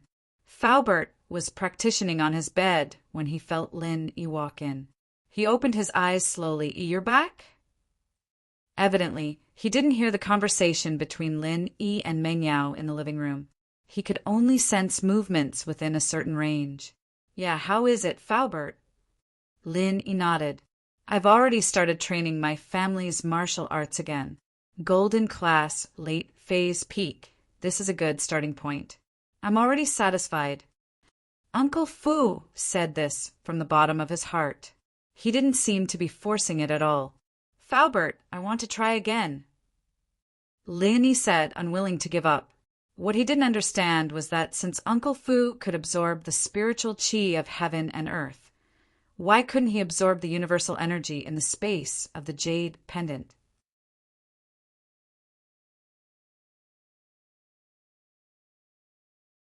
Chapter 1036. A strange case. Lin Yi didn't say much and walked in front of Faubert. He placed both of his hands on Faubert's meridians and activated the art of dragon mastery. Uncle Fu also cooperated and began to circulate his family's incantation. 10 minutes later, Lin Yi gave up decisively. There was no effect at all. The situation was the same as before. Lin Yi couldn't give his energy to Faubert, and Faubert wouldn't absorb the energy Lin Yi gave him. It seemed like it was like what Jiao Lao said. There was a limit to the level of this energy transfer. He could only transfer energy to practitioners who were of a lower level than him, and the peak of the lower level was the final bottleneck. In other words, as long as he didn't reach Earth class, he wouldn't be able to make Faubert and General Weiwu into mystic class. At first, Lin Yi thought that his ability to mass-produce masters was already very powerful, but now it seemed like it was useless. Although he could create golden-class masters, golden-class masters were still a rare existence in the secular world, and they were extremely rare. A golden-class master was already very powerful, but the problem was that the enemies and pressure Lin Yi was facing now didn't come from the common world, but from the noble houses of a higher level. In these noble houses, golden-class masters were very common. Most of them were mystic-class masters, and there were even some Earth-class masters. In front of these people, the two golden-class masters, Faubert and General Weiwu, were useless. Lin Yi had to rely on his own strength to face them. Forget it, it was better than nothing. Lin Yi sighed. Some people wanted golden-class masters, but didn't have them. He could mass-produce them now. With that thought, Lin Yi gave up on the idea of creating Faubert and returned to his room. On the surface, Songshan was quite safe these days. The thief organization was gone, and the kidney trafficking organization was destroyed. The evil forces led by Zihua had also laid low, and they didn't make any big moves. Logically speaking, Lingshan should be happy in this kind of peaceful atmosphere. And in fact, the leader did praise Lingshan a few times. Ever since she became the captain, Songshan's security had improved a lot, and Lingshan had been solving big cases time and time again. She was the fastest person in Songshan's history to solve a case. Lingshan, on the other hand, was a little uneasy. In many cases, there was a bigger conspiracy behind the calm. After all, there had been a couple of missing persons cases in Songshan recently. They looked like normal cases, but Lingshan felt that things weren't that simple. Wang Lai used to be a migrant worker. 3 days ago, he had a conflict with the labor contractor because of a wage issue. After beating up the labor contractor, he disappeared. According to the information, Wang Lai was a very strong migrant worker. He had a lot of strength, and it was easy for him to beat up the labor contractor and his bodyguards. The labor contractor didn't even report it to the police. It was a street vendor selling snacks near the construction site who saw the fight and called the police. Wang Lai's disappearance made everyone think that he ran away. The police who went to investigate the case naturally wouldn't interfere. After all, the labor contractor said that it was fine, and he didn't want to pursue the matter. This could be seen as a normal civil dispute. If the victim's family didn't want to pursue the matter, why would they? Besides, the labor contractor wasn't hurt, not even a light injury. Therefore, the police simply recorded it down and left. If it weren't for the fact that something similar had happened recently, this seemingly random case wouldn't have caught Lingshan's attention. Now that the case was in front of Lingshan's desk once more, she frowned at the unusualness of it. Although Wang Lai injured the labor contractor before, the labor contractor did not suffer much damage. There were just some bruises on his body and some scratches on his face. The same was true for the bodyguards. They did not even have any broken bones. Under these circumstances, was there a need for Wang Lai to run away? Even the police didn't want to arrest him. Why would he run? From the labor contractor's words, it was obvious that he was unlucky. Wang Lai could have found out about these things by asking around, but Wang Lai disappeared. The second case was similar to this one. Sun Kaoli was a stevedore for a freight company. When he was working, he accidentally broke a piece of glassware. His boss didn't say anything. He didn't even mention deducting his salary. Yet, Sun Cowley disappeared. Why the hell was Sun Cowley running? When Sun Cowley disappeared, the boss felt that something was wrong and called the police. But after calling the police, they realized that nothing was missing from the company, and the reason for Sun Cowley's escape was something they had to think about, of course. This wasn't much. If these two missing cases were coincidental, then what about today's case? Yang Mao Lin was a small gangster, bullying people around the market. Today, when he was collecting protection money, he bumped into someone who was serious, and so he used the scale plate on the side to smack the guy's face into a pulp. After washing away the blood, it was just a nose bleeding. It wasn't a big deal at all. Everyone thought that this was over, and the guy who got beaten up would obediently hand over protection money the next day. It wasn't like Yang Mao Lin hadn't beaten up merchants before. There were a lot more serious cases, but it wasn't a big deal. But the guy who got beaten up wasn't happy and called the police. The police came to mediate the situation. After all, Yang Mao Lin was the manager of this farmer's market, and he was collecting money for benefits. It could be seen as a commercial action of a mall, collecting rent. It was a little more than usual, but the guy didn't have to come at all. Even if they were to argue about it, they wouldn't be able to come out with a good reason. The market was private, and it was normal for Yang Mao Lin to collect fees. You didn't pay up, so you got punched. It was a normal civil dispute, but the weird thing was that Yang Mao Lin disappeared after he beat up the guy. Never seen again. It looked like he was afraid that something would happen to the guy, and so he ran away, but in reality, the guy who got beaten up wasn't a problem at all. If these 3 incidents were to be singled out, they could all be regarded as coincidences. But when the 3 incidents were put together, it was somewhat unusual.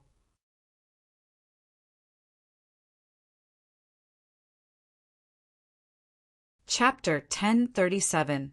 Chapter 1035. I miss Yulingshan felt like there was a problem here, but she couldn't put her finger on it. Why did these people run away? Where did they go? What was their purpose? This series of questions gave Lingshan a headache. On the surface, nothing had happened yet, and Lingshan's actions made it seem like she was making a fuss over nothing. But Lingshan was a person who hated evil. Things that didn't make sense to her would always be suspicious of them. Phew! Lingshan put the file aside and rubbed her temples.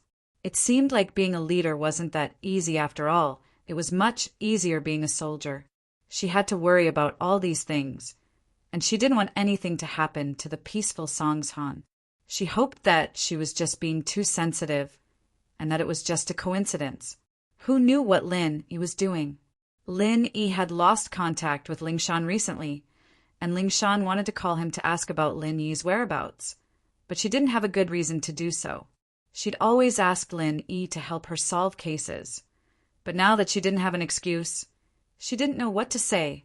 Lingshan knew about the things that happened in Songshan a couple of days. With her position, it was only natural that she knew everything that happened in Songshan. House Yu, Xiao family, and the hidden house Xiao all went to Pengzhan's house to force him to abdicate. Lingshan knew about all of this, but she couldn't do anything about it. She came from a noble house, and she knew that when it came to noble houses, the rules and methods of the common world didn't have much of an effect on them. Lingshan really wanted to help, but thinking that she was a golden class late phase, she knew that she wouldn't be able to do anything. She'd just be a burden, and so she gave up on that idea. But hearing that Lin Yi had lost all his strength and was forced into a corner, Lingshan was still a little worried. She didn't know why, but she had this inexplicable feeling towards Lin Yi. Lin Yi was the first man who dared to act arrogantly in front of her, and all the other noble house's disciples always praised her. But Lin Yi called her Miss Brain Dead. This made her angry. But at the same time, she felt a strange feeling in her heart. She was angry, but she couldn't fight back, and she didn't dare to. She could only accept it, and slowly, she started to like this feeling of being conquered. Sometimes, she even thought that she was a bit of a masochist. But she shook her head. She did want to fight back, didn't she? However, there was no way to resist, so he could only compromise. It was just a habit that had become second nature. Ling Shan couldn't stay calm at the thought of Lin Yi. She hurriedly tidied up the documents on her desk and glanced at the clock on the wall. It was already past 9. Ling Shan was single, and because of her profession, she would sleep in the resting room when she worked late. She washed her face, brushed her teeth, and laid on the bed. She wanted to call Lin Yi, but she couldn't fall asleep. She washed her face and brushed her teeth before lying on the bed. She wanted to give Lin Yi a call, but couldn't fall asleep after tossing and turning. She looked at the time. It was already 10, and she was afraid that Lin Yi would fall asleep. But for some reason, she still picked up her phone and called Lin Yi. Lin Yi naturally wasn't sleeping. He had just returned from Faubert's place and was taking a shower when Ling Shan's call came in. "Hello." Lin Yi picked up. "It's me," Ling Shan said, carefully, a little hesitant. "Oh, what's up?" Lin Yi asked. Ling Shan usually didn't call him for anything good. Either she couldn't catch the bad guys, or she had some trouble that she needed his help with. And nothing. Ling Shan was a little awkward. She didn't know what she was thinking, but she didn't know what to say when the call went through to Lin Yi. "Nothing? Why would you call me then?" Lin Yi was confused. As far as he was concerned, Ling Shan would always call him for trouble, but Lin Yi had always helped as much as he could. Ling Shan's hesitation made Lin Yi think that something big had happened. So he said, "Is there something troublesome that you need my help with?" And nothing. Ling Shan had been very bold these past few days, but it was only temporary. It had been a few days since she contacted Lin Yi, and she found it hard to talk about it. "Then I'll hang up." Lin Yi didn't know what was going on. "If you have something to say, just say it. Why did you call me? Don't hang up." Ling Shan hesitated, but seeing that Lin Yi was about to hang up, she got bolder. She was already prepared to give up, so she didn't care anymore. I miss you." "Wah."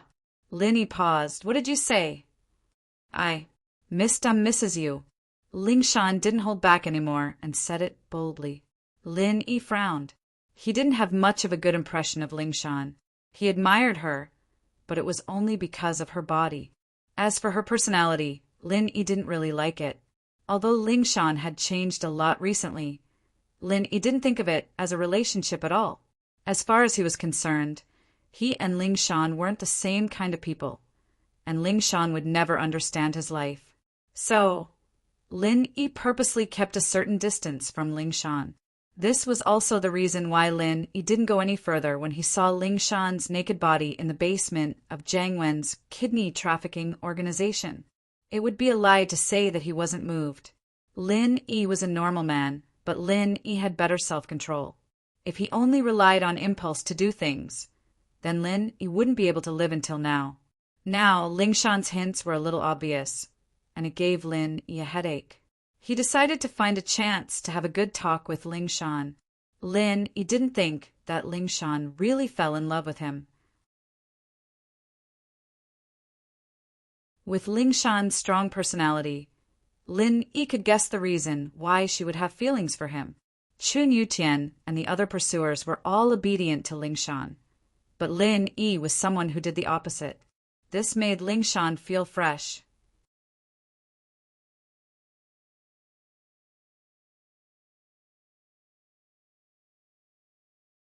Chapter 1038. Help me level up. But none of this was the reason why Ling Shan fell in love with Lin Yi. The time they spent together was limited, and Lin Yi hadn't even spent as much time with Ling Shan as Xiao Xiao did. How could she have feelings for him?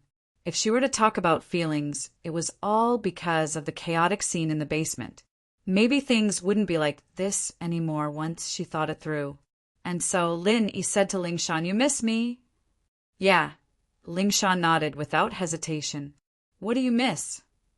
Lin Yi asked. I want you to help me level up." Ling Shan blushed. If someone else said this, it would be a very normal thing to say. For example, when Faubert told Lin Yi to help him level up, it wouldn't be a big deal. He was just asking Lin Yi to use his energy to help him level up.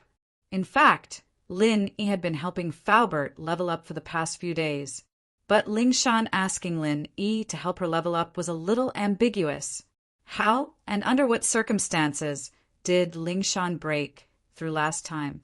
Both Lin Yi and Lingshan knew it very well. This kind of breakthrough method gave Lin Yi a headache. Lin Yi was Lingshan's fantasy partner, and he broke through just like that. It was a little unbelievable, but it really happened. Of course, Lin Yi didn't think that was the reason for the breakthrough. It was just a trigger. If that was the case, Lingshan would have reached Sky class a long time ago. So this method wasn't going to work. Lingshan was already at the point of breakthrough, and that thing was just a trigger. Of course, Lin Yi didn't delve too deeply into it. This wasn't something he could understand. Every family's practice was different, and Lin Yi didn't have the time to study it. All right, when can I help you level up? Lin Yi hesitated before agreeing. Ugh. Lingshan was taken aback by Lin Yi's straightforwardness. Lin Yi agreed just like that? No hesitation at all. What's wrong?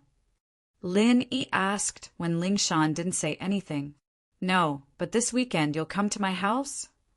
Lingshan said excitedly. Sure, Lin Yi nodded. Then I'll be waiting. Lingshan's heart was pounding furiously. She was really happy that Lin Yi had agreed. Lingshan's breathing quickened as she held the phone in her hand. She suddenly felt hot all over, remembering the special feeling she had in the basement that day. Lingshan couldn't help but reach her hand into the blanket. After hanging up, Lin Yi didn't think too much about it and went straight into practicing mode. The situation wasn't looking good right now. House Yu and House Xiao had temporarily quieted down, but who knew if there would be any bigger movements after that? So Lin Yi couldn't slack off for even a second. He had to train hard and break through as soon as possible. Only when he had enough strength would he be able to intimidate these noble houses. That night, Lin Yi would spend his time training. That night, Faubert would spend his time training as well. That night, the Miss and Shu slowly fell asleep as they whispered to each other. They were talking about Xiao Xiao, their best friend life. There was something they needed to discuss about suddenly accepting a third person into their life. Tang Yin, on the other hand, had a good night's sleep. She was very happy. She was going to move into her new house in 2 days, and her mother was going to buy some charcoal buns. That night, Xiao Xiao had another sleepless night. She was thinking about the future. This was the first time she was thinking about the future of her life, and Lin Yi's future. She was a little lost, and she wanted to retreat a little. That night, Lingshan fell asleep in a daze of excitement. Outside the window, it was raining, and in her dreams, Lingshan was listening to the wind and the rain, while Lin Yi was in his pajamas dreaming. The rainy night in Songshan was very quiet. The homeless and beggars on the streets were all hiding, and most of the restaurants and shops had closed early. There weren't many customers in a rainy day, but there was one place that was packed with people. Even though it was raining outside, it was still very noisy. This was Jiang Wen's underground fighting arena. Mao Lin looked at the opponent who had won 2 matches in a row and frowned. Why was this guy so strong? Previously, when he was approached by someone, he only said that he would be able to get 100,000 yuan commission by participating in an underground boxing match. That was 100,000, no matter if he won or lost. Mao Lin's heart was moved. He was originally a small hooligan in the market.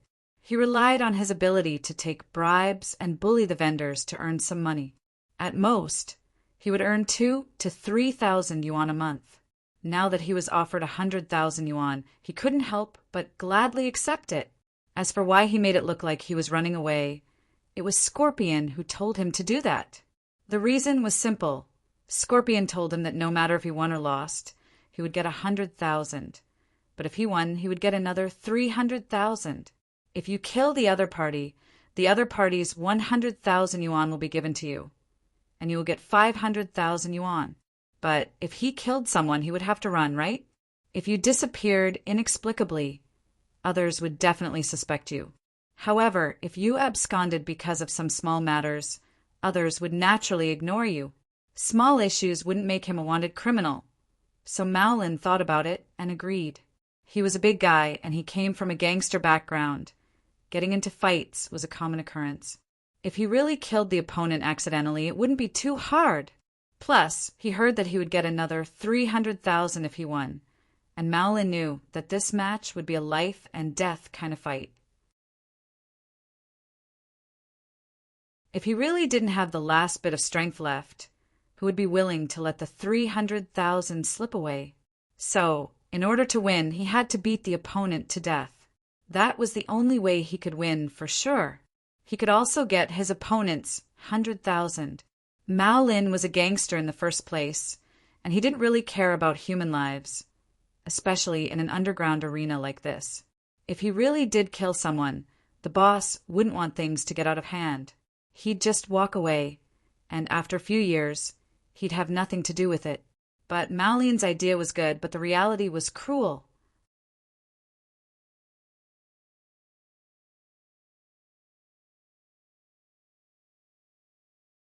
Chapter 1039. The underground arena. Although he was a hooligan and fighting was a common occurrence, the short, brawny man on the stage was indeed very skilled. If Mao Lin's judgment was correct, this man was an underground fighter who made a living by fighting underground fighters. His attacks were sharp and ruthless, all of them killing moves. This was a world of difference from Mao Lin's usual fighting style. No matter how good Mao Lin was at fighting, that was just fighting, beating people up until they hurt them. This short man, on the other hand, was beating people to death. Every punch was aimed at the opponent's vitals, either the head or the chest, and every move was fatal. Mao Lin's forehead was sweating profusely as he watched the short man's opponent get beaten senseless, getting dragged off the stage like a dead dog. He regretted it. He really regretted it. He shouldn't have believed Scorpion's words. He shouldn't have had this unrealistic dream of getting rich. Finally, the short, brawny man made his move again. With a bang, he punched his opponent's temple.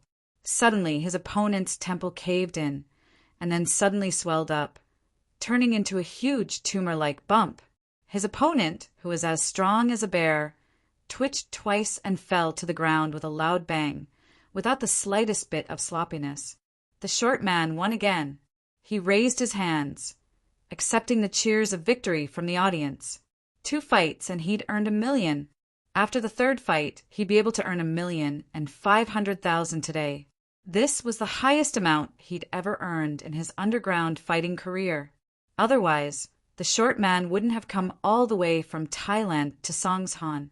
He was a Muay Thai master and used to be a professional athlete, but he'd been focusing on underground fights ever since he retired. Many retired boxers became weaker and weaker, but the short man was different. His current strength was even greater than his peak strength as a regular athlete. Especially after learning some killer moves from a third-rate assassin, he became even more powerful. Of course, that wasn't all. The reason why he was so powerful was because he had embarked on the path of a cultivator. He was a physical cultivator, and he was about to reach the golden rank. That was why his strength was so tyrannical. Scorpion bro, I don't want to compete anymore. Mao Lin was sweating as he watched the stream. He loved money, but he didn't want to die. The life and death agreement has been signed. You only have one choice, and that is to fight. Scorpion said coldly, I just won't participate. What can you do to me? Life and death agreement? Don't think that I'm just a hooligan. This kind of thing is not valid in the law. If you want me to fight him, I'll die if I go up. In order to survive, Mao Lin didn't care if he fell out with Scorpion, even though he knew that there had to be a huge power behind this arena. Oh. Scorpion smiled coldly as he pointed his gun at Mao Lin. Then you can die now. Ga. Mao Lin froze as a gun was pointed at his head. He started shaking. You guys You can live if you participate in the competition, and you can even get the prize money. Scorpion humphed. If you don't participate, you won't get a single cent. Die now. Mao Lin was stunned. He was just a low-level hooligan. He'd never seen a gun before. Being pointed at with a gun made him shiver all over. He didn't doubt that Scorpion would kill him. After all, he'd seen the short man kill 2 people with his own eyes. This meant that they weren't afraid of dying here, and so he knelt down. And so Mao Lin gave in, kneeling on the ground. Scorpion bro, I really don't want to die. Please, I don't want to die. I haven't lived enough. Don't want to die? Scorpion sighed and put on an act. Then wait, I'll go ask the boss. Okay. Mao Lin didn't dare hesitate.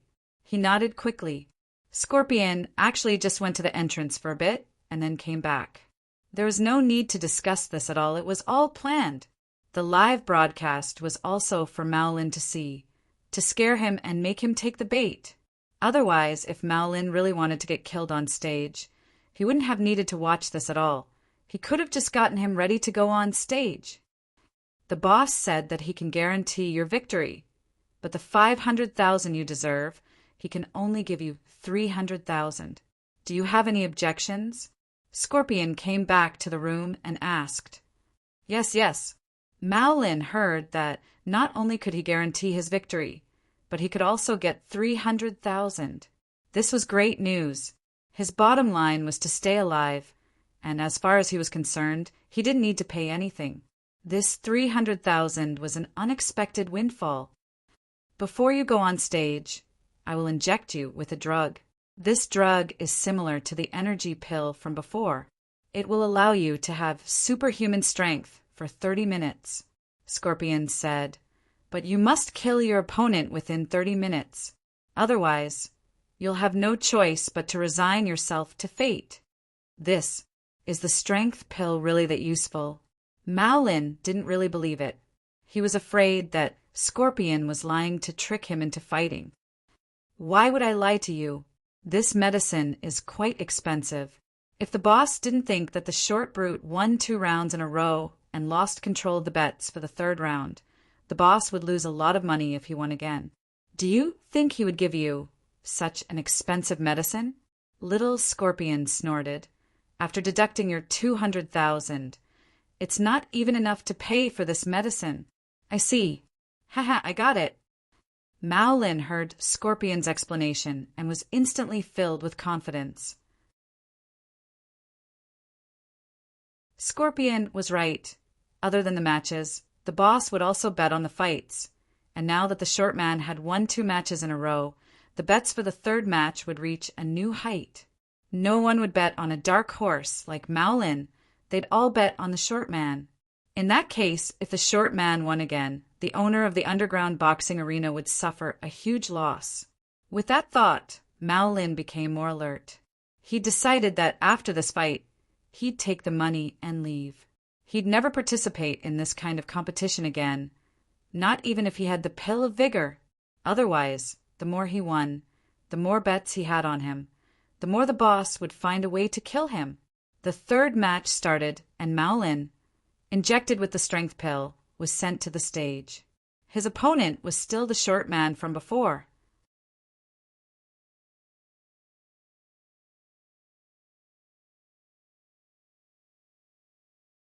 Chapter 1040.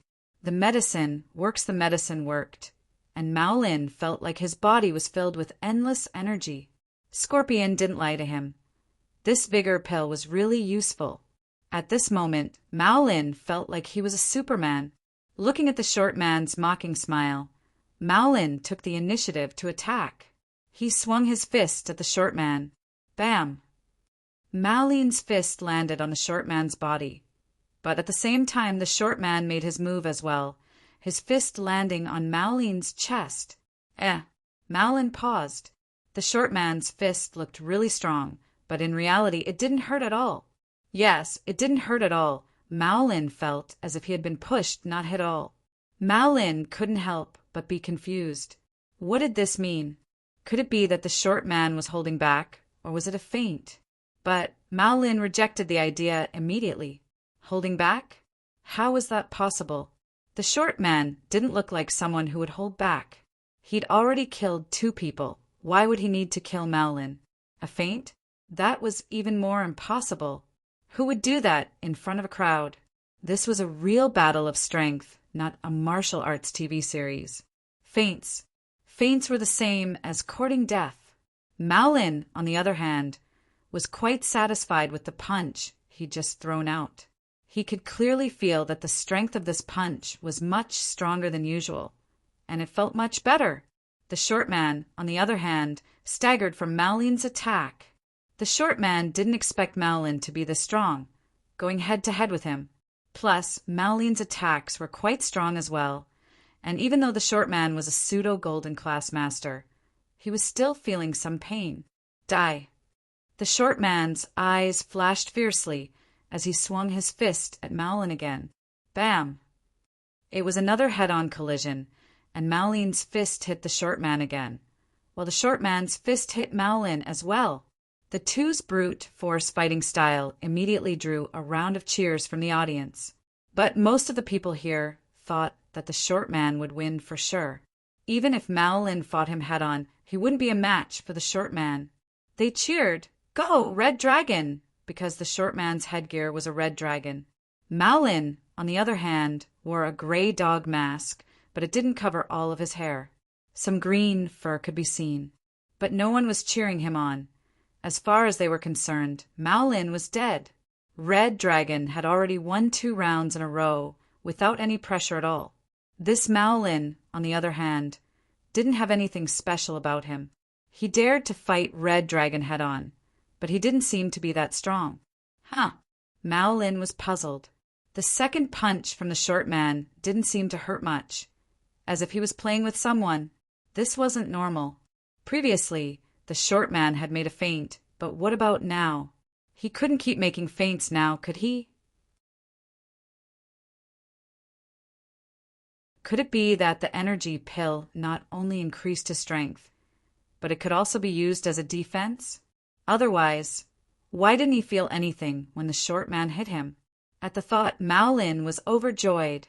This way, as long as he fought the short man with his impenetrable body, he'd have the upper hand. He wasn't good at fighting, but he wasn't afraid of being hit. He was like an invincible Superman. With that thought, Maolin roared and charged at the short man without a care in the world, starting to beat him up. No matter how the short man hit him, he didn't care at all. He just kept punching, punching, and punching. The audience below the stage was dumbfounded. What was going on? Why wasn't Maolin afraid of death? This kind of desperate fighting style was simply terrifying. Maolin's chest was caved in from the short man's punches, but he didn't seem to feel it. He was still fighting the short man. Jiang Wen, on the other hand, frowned as he looked at Scorpion. Can this guy do it? Why does it feel like he can't? He's going to die, isn't he? Scorpion wasn't too sure. It's been fine the last few times. The people who use the medicine always beat their opponents at the last moment, but he's going to die before he can even beat his opponent. Jiang Wen felt that something wasn't right today. He turned to the professor. Professor Ian, what's going on? This opponent is too strong. Right now, the drug is only in the initial testing stage. After injecting it, dealing with ordinary people is naturally no problem. But the person we are dealing with now should be a practitioner. Professor Ian also frowned. Let's find Fighterly and ask him. Practitioner? No way. A practitioner fighting in an underground fight? Jiang Wen paused and turned to Scorpion. Go get Fighterly and see what's going on with this guy. Yes, Scorpion replied and went to look for Fighterly. Soon, Scorpion brought Fighterly into the room. Fighterly said, Master Wen, you were looking for me? Yes, look at this guy. How come he can't beat him even after the injection? Jiang Wen pointed at the screen. Fighterly looked at the screen. From what I can see, this guy looks like a physical practitioner, but he's not golden class yet. He's a pseudo-golden class, and Professor Yin's medicine shouldn't be able to beat him, unless the person injected with the medicine is abnormally strong. Oh? So you're saying that this young Maolin can't win? Jiang Wen frowned. It doesn't bode well for him. Fighter Li said with certainty. Fuck. Jiang Wen couldn't help but curse. I bet more than 20 million on Red Dragon today. If Red Dragon wins, I'll lose everything even if the odds are 1-to-1. Don't worry, Master Wen. I'll fight the next round. Fighter Li waved his hand casually. With my strength, killing this Red Dragon is a piece of cake. All right, the Red Dragon won 3 rounds in a row, so the bet for the 4th round will be even bigger.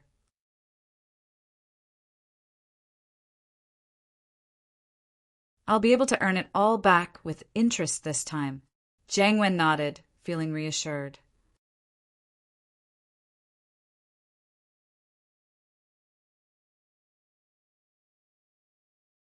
Chapter 1041. Fighter Li wanted to steal his opponent until he fell down. The only thought in his mind was to attack and kill the short brute, and then he'd have 300,000.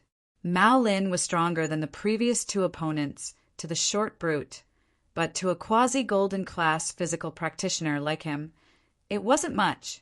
Professor Yin's medicine was strong, but it was still in the early stages of experimentation. It couldn't create death warriors that could fight practitioners yet. These people were more than enough to deal with normal people, but they had no advantage against practitioners. Red Dragon didn't have an easy time in this match, and it was a bit hard. The punches he took were a few times more than the previous 2 matches, but he wasn't injured at all. He was a physical practitioner, and his body was extremely strong. Mao Lin's strength wasn't bad, but he didn't hit Red Dragon's vitals at all, and so he raised his hands up like nothing had happened to him, welcoming the victory of 3 consecutive championships. The crowd cheered, and these were all people who had bet on Red Dragon's victory, and Red Dragon really did win again. Boss Li, how much did you bet today? A fat white boss asked another boss beside him. I didn't bet much. I bet 5 million. Although the boss said that he didn't bet much, he still said it with some pride. Then you'll get 10 million back in one go. Congratulations.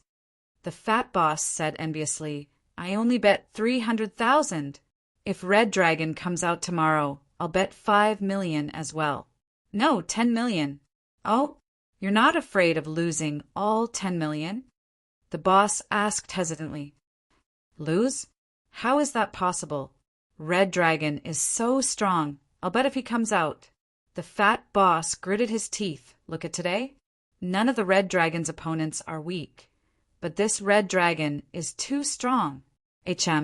You're right, but I'm afraid that the arena will be rigged and Red Dragon will lose on purpose. The boss said worriedly. Lose on purpose? How is that possible? The fat boss said with disdain. You've seen quite a few matches, and which one of them wasn't a fight to the death? Which one didn't have people dying? The final victor was always the one who killed the enemy. How could it be faked? Unless the Red Dragon is a fool, why would he collude with the boxing arena to fake it when he's so powerful? The key is that there's no benefit at all after the fake. He's already dead, so what's the use of any benefits? That's right. The boss who won the money also nodded. Then I will bet more tomorrow, but I have to see how many matches this Red Dragon will fight tomorrow. If it's going to fight 3 more matches, I will bet on the later ones. I will wait and see what happens first. You're really cunning. The fat boss said, I won't look at the situation. I'll bet directly. In this way, if they really fight all 3 rounds, I'll bet 10 million. With the compound interest, I'll earn 80 million in the last round. Wow, 80 million. I can buy a yacht and marry a few concubines. This is so cool. Although I won't bet on the first match, I'll bet on the later matches. I'm going to bet 100 million. The boss had also made up his mind. Sometimes it was like this. When you were hesitating, there was a like-minded person beside you who was encouraging you, so you could quickly make a bold decision. Then I'll bet 20 million. That's all I have. The fat boss didn't back down. In fact, there were many similar conversations going on in the spectator stands. They were all people who were excited about winning today, and they were all discussing what to bet on tomorrow. Of course, there were some of Jiang Wen's eyes and ears in the spectator stands as well.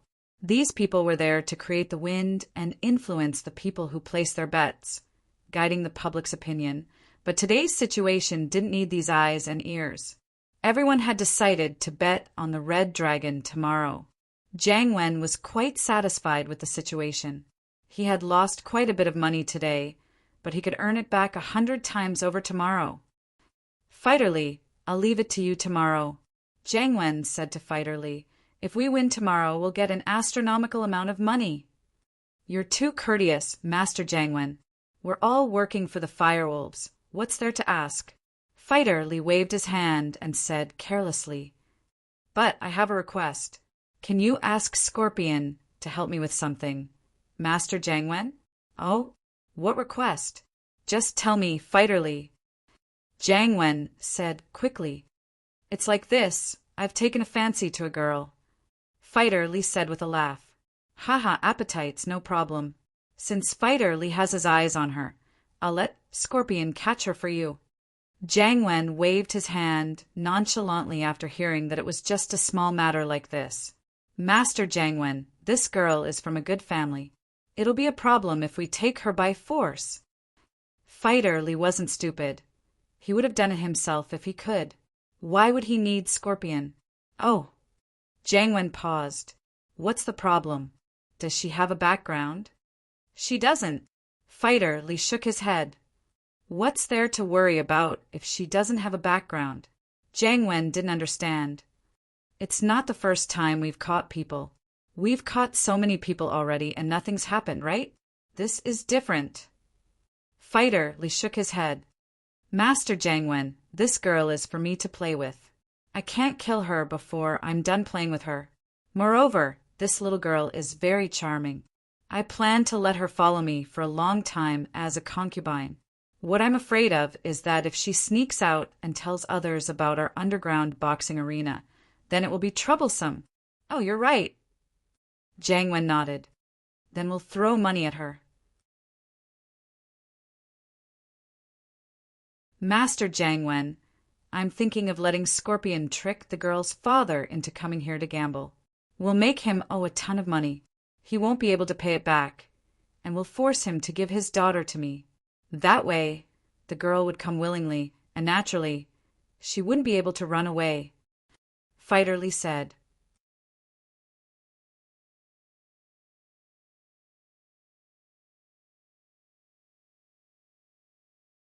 Chapter 1042. Chapter 1040. Wu Qintian's return. All right, that's easy. Leave it to me, Scorpion. Scorpion patted his chest and promised. He walked the streets every day to trick people, so this was a good job for him. What's the girl's name? What's her father's name? This girl's name is Yu Yuan. She works at a burger shop near a primary school. Her father sells groceries at a nearby market. His name is Yu Rin. His family is poor, and he hasn't seen much of the world. Just a few words, and he'll be hooked. Fighter Li had done a thorough background check on Yu Yuan. Although Fighter Li frequented the brothels every day, the people he interacted with were mostly young ladies. He was more interested in pure girls. Yesterday, he went to a burger shop to eat a burger, and he was attracted to Yuan. He did a simple investigation of Yuan's background, and when he came back to the arena, he was thinking about how he could ask Jiang Wen to help him get Yuan. Jiang Wen invited him to fight tomorrow, and so he asked for it. As expected, Jiang Wen readily agreed. This wasn't a big deal to Jiang Wen at all. Wu Gonggao, the old man of House Wu, was finally discharged from the hospital. But this hospitalization was a blessing in disguise. He broke through to mystic mid-phase, and this made him very happy. Could this be the legendary saying that there can be no construction without destruction? If that was the case, he might as well let Qintian piss him off a few more times and let him stay in the hospital a few more times. Wouldn't he be able to break through to Earth class then? Of course, Gong Gao was just thinking about it, although this breakthrough had something to do with the hospitalization. The main reason was that he was really close to breaking through. He just hadn't reached the barrier of mystic mid-phase yet. When he was at home, Gong Gao practiced every day without a day of rest. But after staying in the hospital, he couldn't practice anymore. He could only rest on the bed and rest for a while. When his body recovered, he broke through to mystic mid-phase in one go. Wu Gongao had also thought about it carefully. The breakthrough this time might have been due to this period of quiet recuperation, allowing himself to adjust to state, and then cultivating again to break through in one fell swoop. But no matter what, Gongao had become a mystic mid-phase, and House Wu's position was solidified. Qintian saw that his grandpa had recovered and broken through, so he didn't want to stay in House Wu anymore. He wanted to get to Songshan as soon as possible to find Sun Jingyi, wanting to expose her relationship with Lin Yi. In Yanjing, he had a meal with Lin Yi and Xiao Xiao. He knew that the two were a couple, so Lin Yi couldn't be Sun Jingyi's boyfriend, unless Lin Yi had a foot in both boats. But it didn't matter. Qintian planned to invite Lin Yi, Xiao Xiao, and Sun Jingyi out for a meal. If Lin Yi was two-timing, it would let Sun Jingyi see the ugly side of Lin Yi. Of course, whether or not it would destroy the relationship between Lin Yi and Xiao Xiao was none of Qintian's business. He didn't care at all. Qintian rushed back to Songshan in the middle of the night. He wasn't in a hurry to call Jingyi when he got there, but he called Wangba first. "Why, Wangba, it's me, Wu Qintian." Qintian said, "Bro, Qintian, hello." Wangba was overjoyed when he received Qintian's call. The Xiao family's current situation wasn't ideal, and if House Wu could help them out, they wouldn't be removed from the list so quickly, especially since Wu Gongao, the old man of House Wu, had broken through to mystic mid-phase. It was only a matter of time before he reached Earth class. At this time, House Wu's words were very firm. "Oh, how's the thing I asked you to do?" Qintian naturally didn't know about the changes in the Xiao family. In fact, House Wu had been busy with Gonggao's matters recently, and they didn't have the time to ask about other people's matters. Gonggao had just broken through, and House Wu was busy spreading the news. They didn't have the time to listen to other people's news. "It's done. The company has been registered, and we've rented an office building. We've hired the employees as well, but we've just arrived in Songshan, and we don't have many customers. The company has been open for so many days, and no customers have come looking for us." Wangba said. There were countless trading companies in Songshan, and if they didn't go out to do business after opening, hoping that customers would come looking for them, was just wishful thinking. But Qintian didn't care about that. It didn't matter if they didn't have customers, or if they didn't make money. Now that Gongao had broken through, Qintian was able to apply for a large sum of money to hit on girls. Old Wu's only wish right now was for Qintian to marry Jingyi into House Wu's house. That way, House Wu's position would rise again. And so, Qintian opened this company to show off. He only wanted the position of the general manager. As for whether the company made money or not, he didn't care. He had been practicing how to show off recently, and he felt that he was doing very well already. After eating with Xiao Xiao, Qintian was enlightened. Girls nowadays all liked guys who knew how to show off. Only by showing off would people admire you. Qintian found what he was lacking, and so he took the chance to correct it. This company was the first step in his plan to show off. He wanted to be on the same level as Sun Jingyi. Sun Jingyi had a company and could be considered a CEO. If he wanted to pursue Sun Jingyi, he had to be a CEO as well. The second step was to invite Lin Yi, Xiao Xiao, and Sun Jingyi to have a meal together. Not only would it let Sun Jingyi see Lin Yi's face, but it would also allow him to show off his skill in showing off. That Xiao Xiao really knew how to cooperate with him, so it was killing two birds with one stone. It doesn't matter if the company makes money or not. I brought back 10 million to hit on girls this time, so let me know if it's not enough. Qintian said nonchalantly.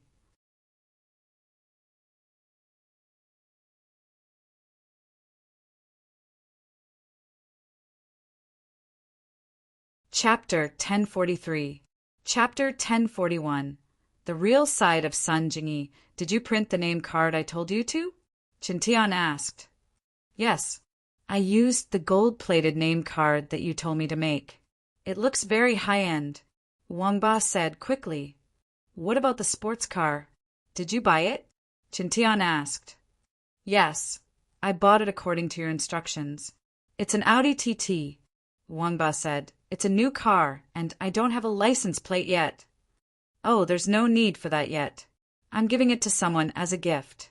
Chintian said, I'll go get it tomorrow morning. But in front of people, you have to say that this car was earned by the company, understand? Understood, Wangba said quickly. After calling Wangba, Chintian dialed Sun Jingyi's number. Sun Jingyi was soaking in the bathtub, quietly enjoying the warmth of the moment. It was too difficult for a girl to start a business in Songshan alone and support a company. She had to disguise herself every day, pretending to be a mature and cold female CEO, but deep down she was still a weak girl. After removing the mature makeup, Sun Jingyi looked like a pure teenage girl. Her big eyes, long eyelashes, and hair casually falling down, combined with the bubbles in the bathtub. She looked like a little princess from a fairy tale. If Lin Yi was here, he would probably widen his eyes in shock. Was this really Sun Jingyi? Why did she look like the girl next door? In fact, Lin Yi had a good eye for people. Although he didn't know what Sun Jingyi looked like after removing her makeup, he could guess that Sun Jingyi was faking it. This surprised Sun Jingyi back then. Although Sun Jingyi's life was fake, she had no choice. She had to survive. She had to make a name for herself and show her family that she, Sun Jingyi, was a capable person without relying on her family. She wasn't a marriage tool for her family's benefit. However, without the support of House Sun, Sun Jingyi was like any other grassroots businesswoman, quietly running a small company, moving forward bit by bit in the fierce competition.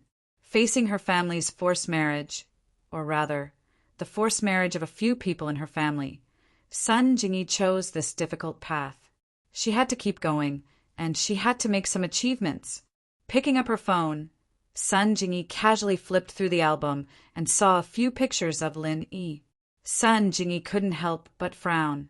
She hadn't contacted Lin Yi for a long time, but because Wu Qintian didn't bother her anymore, Sun Jingyi didn't have a reason to look for Lin Yi.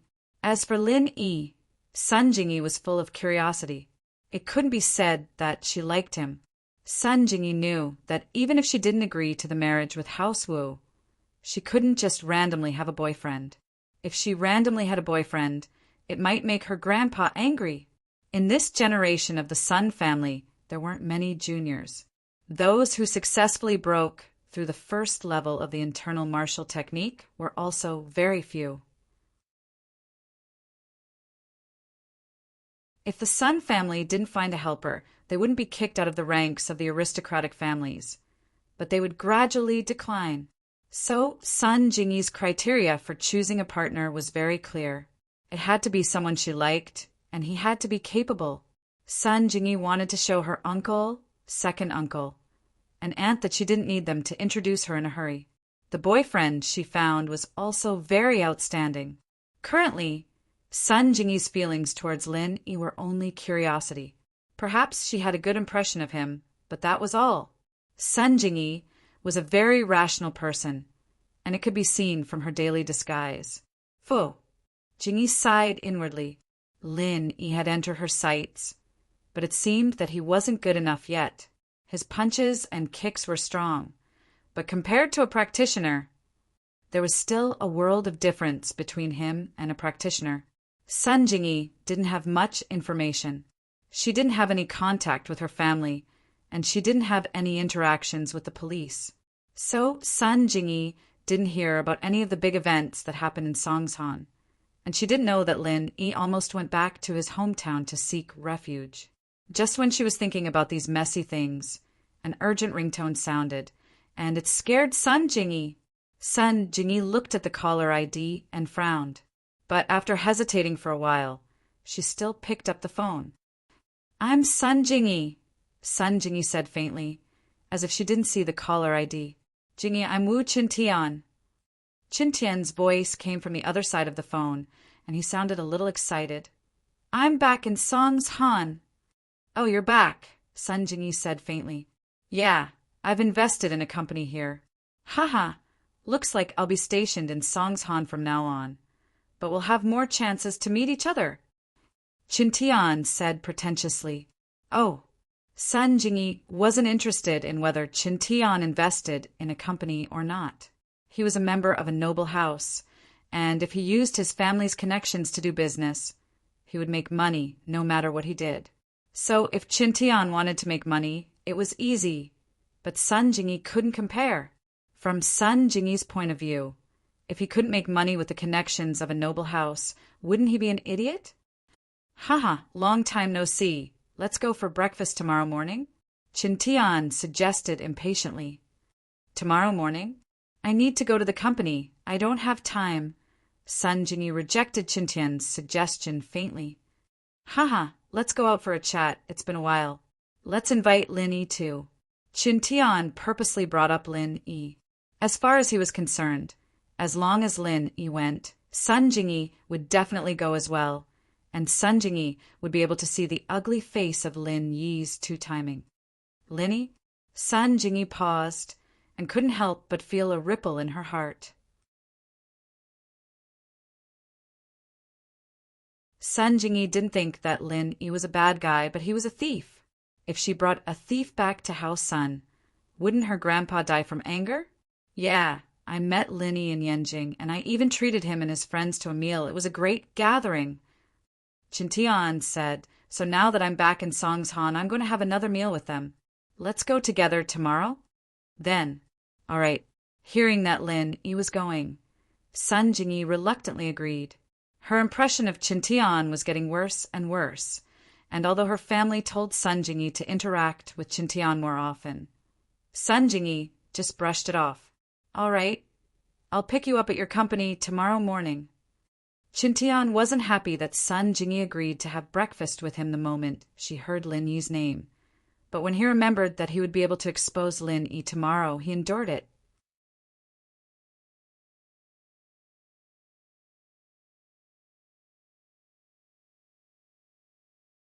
Chapter 1044. Chapter 1042.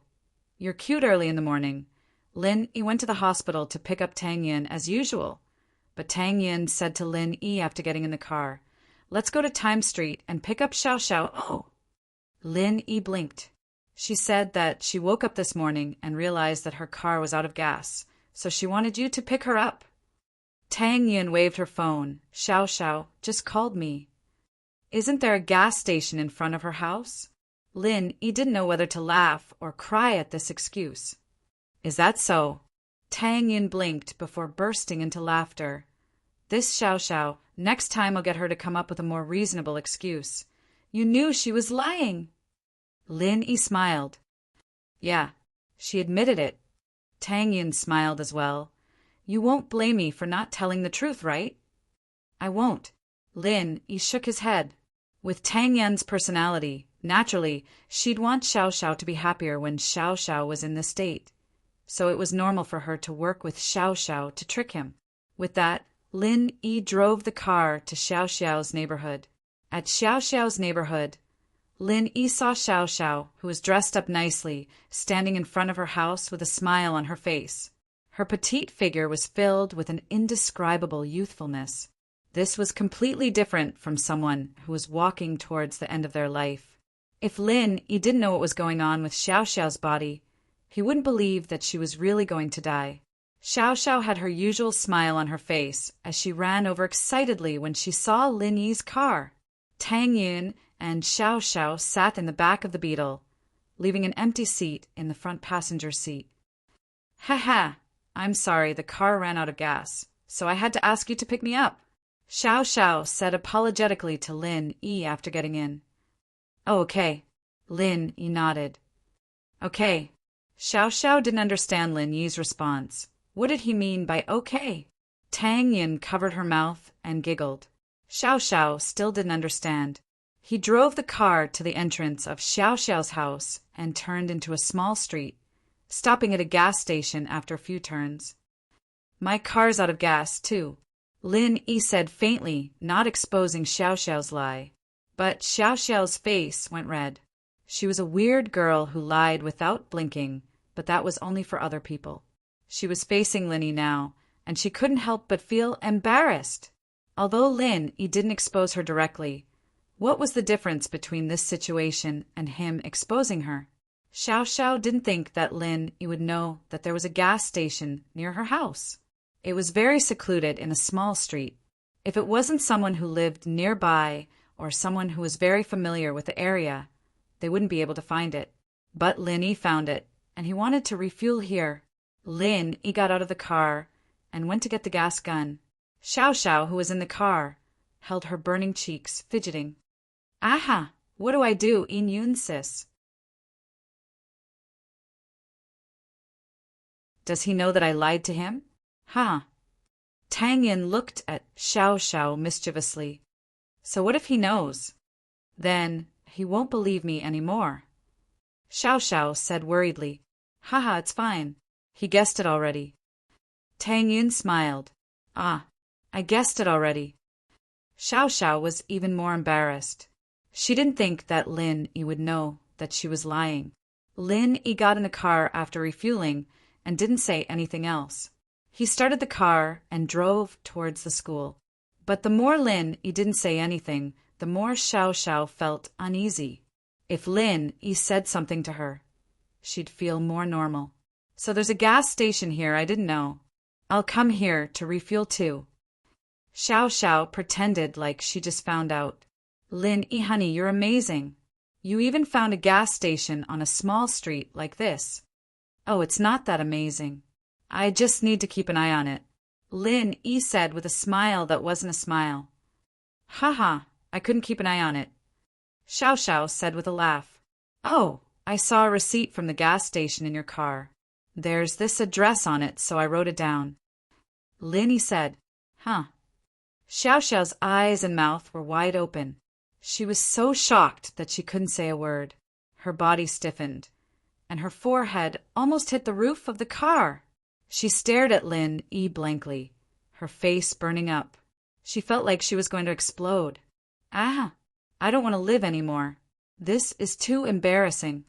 Xiao Xiao was going crazy. Can't you just expose me? Can't you just let me have a little?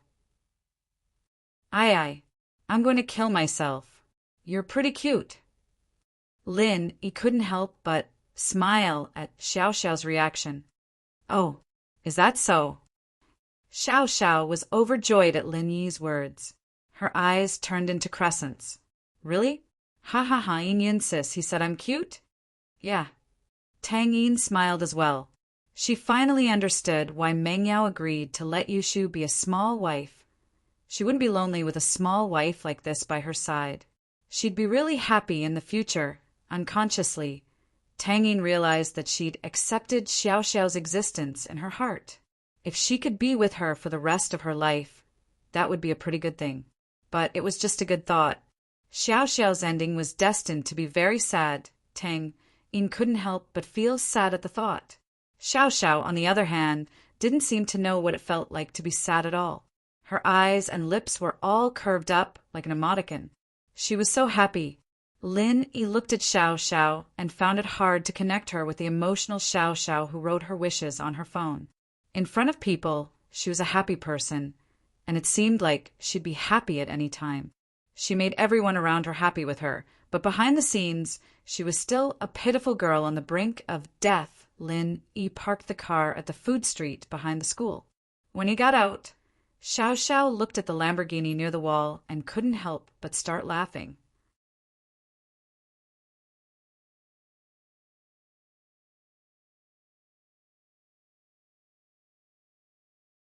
Chapter 1045. Cake with Love to Outsiders. She looked like Tang Yun's best friend, and no one would suspect that she had anything to do with Lin Yi. It wasn't until they reached the school building and Tang Yun entered Class 9's classroom that Xiao Xiao acted a little closer to Lin Yi. They were about to reach class anyway, and there weren't many people in the hallway. Xiao Xiao didn't hold back anymore and put her hand in front of Lin Yi. Question mark. Lin Yi blinked. What are you doing? Holding hands. I didn't fight for anything when my wife was here. But now that she's gone, can I get better treatment? Xiao Xiao said urgently. Quick, it's my turn. Huh. Lin Yi smiled and held Xiao Xiao's hand. It only took a few steps for them to reach Class 5, and Lin Yi let go of her. It was just a short distance, but Xiao Xiao was happy enough. She hummed a little tune as she followed Lin Yi into class, waiting for Lin Yi to sit down before quietly sitting beside Lin Yi like a little wife. Seeing how easily Xiao Xiao was satisfied made Lin Yi feel pity for this girl. But there was nothing Lin Yi could do. His medical skills weren't good enough, and he couldn't let Xiao Xiao live. Lin Yi, honey, I brought you good food. Xiao Xiao sat down and opened her bag excitedly, talking to herself. Oh, Lin Yi really liked Xiao Xiao from the bottom of his heart now. This was why Lin Yi didn't get angry when she lied to him about running out of gas. If it were before, Lin Yi wouldn't have spoiled Xiao Xiao like this. I made a cake with love myself. Xiao Xiao was a little smug as she rummaged through her bag and pulled out a food preservation bag. Here it is, dang, dang, dang, dang. Love cakes. Huh. Xiao Xiao was excitedly trying to show Lin Yi the cake she made, but when she took it out, she realized that the cake in the bag was squashed. The heart-shaped pastry was originally decorated with cherries and strawberries, but now it was crushed beyond recognition. Ah! Xiao Xiao was going crazy. I woke up at 3 a.m. How did this happen? How unlucky. Xiao Xiao slapped her forehead, a little dejected. She was a little sleepy after baking the cake in the morning, so she put the cake in her bag and fell asleep. She didn't even know what was going on when she fell asleep, using her bag as a pillow. The pastries were still in her school bag. Now that she had pressed on them, the result was obvious. But Xiao Xiao forgot about it after she woke up. She called Tang Yin, dressed up, and left with her bag. She forgot about using her bag as a pillow. She didn't even think that the cake she made was crushed. Lin Yi looked at Xiao Xiao in front of him. He was really happy, really touched. Xiao Xiao had written clearly on her phone that she wanted him to fall in love with her and then die in front of him to get her revenge. But Lin Yi didn't believe her anymore. If it was just a lie, why would she wake up in the middle of the night to make a cake with love?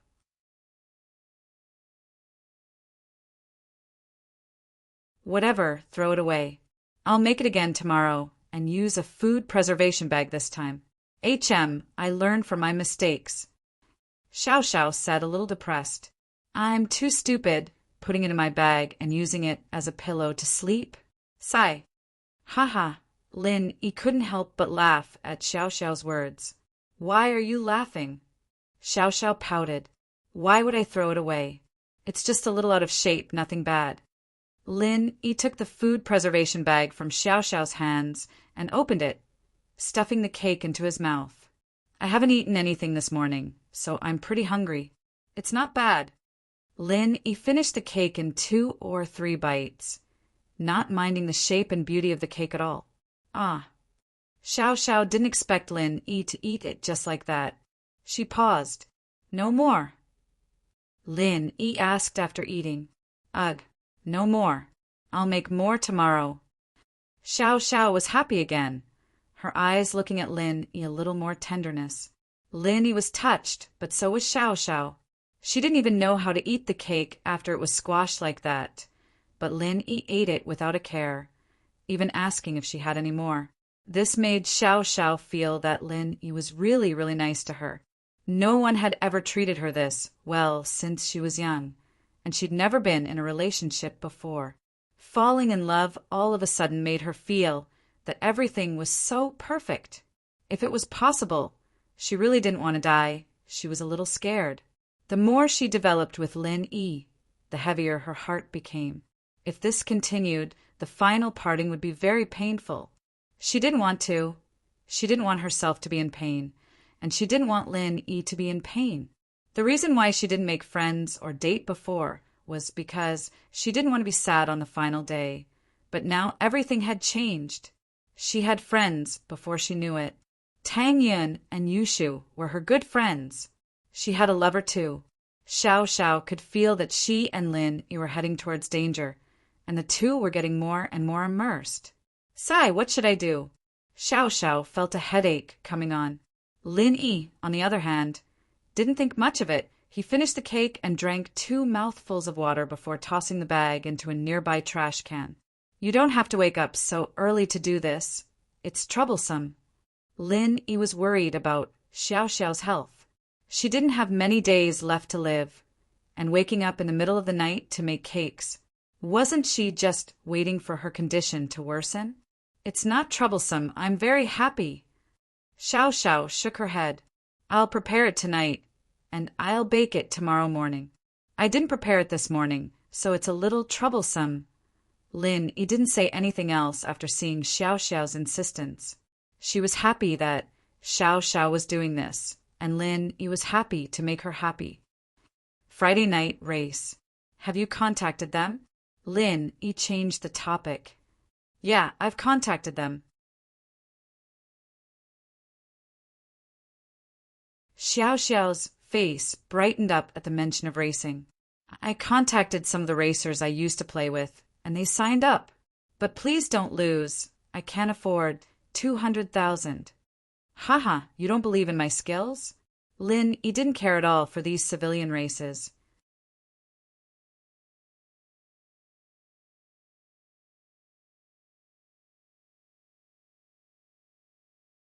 Chapter 1046.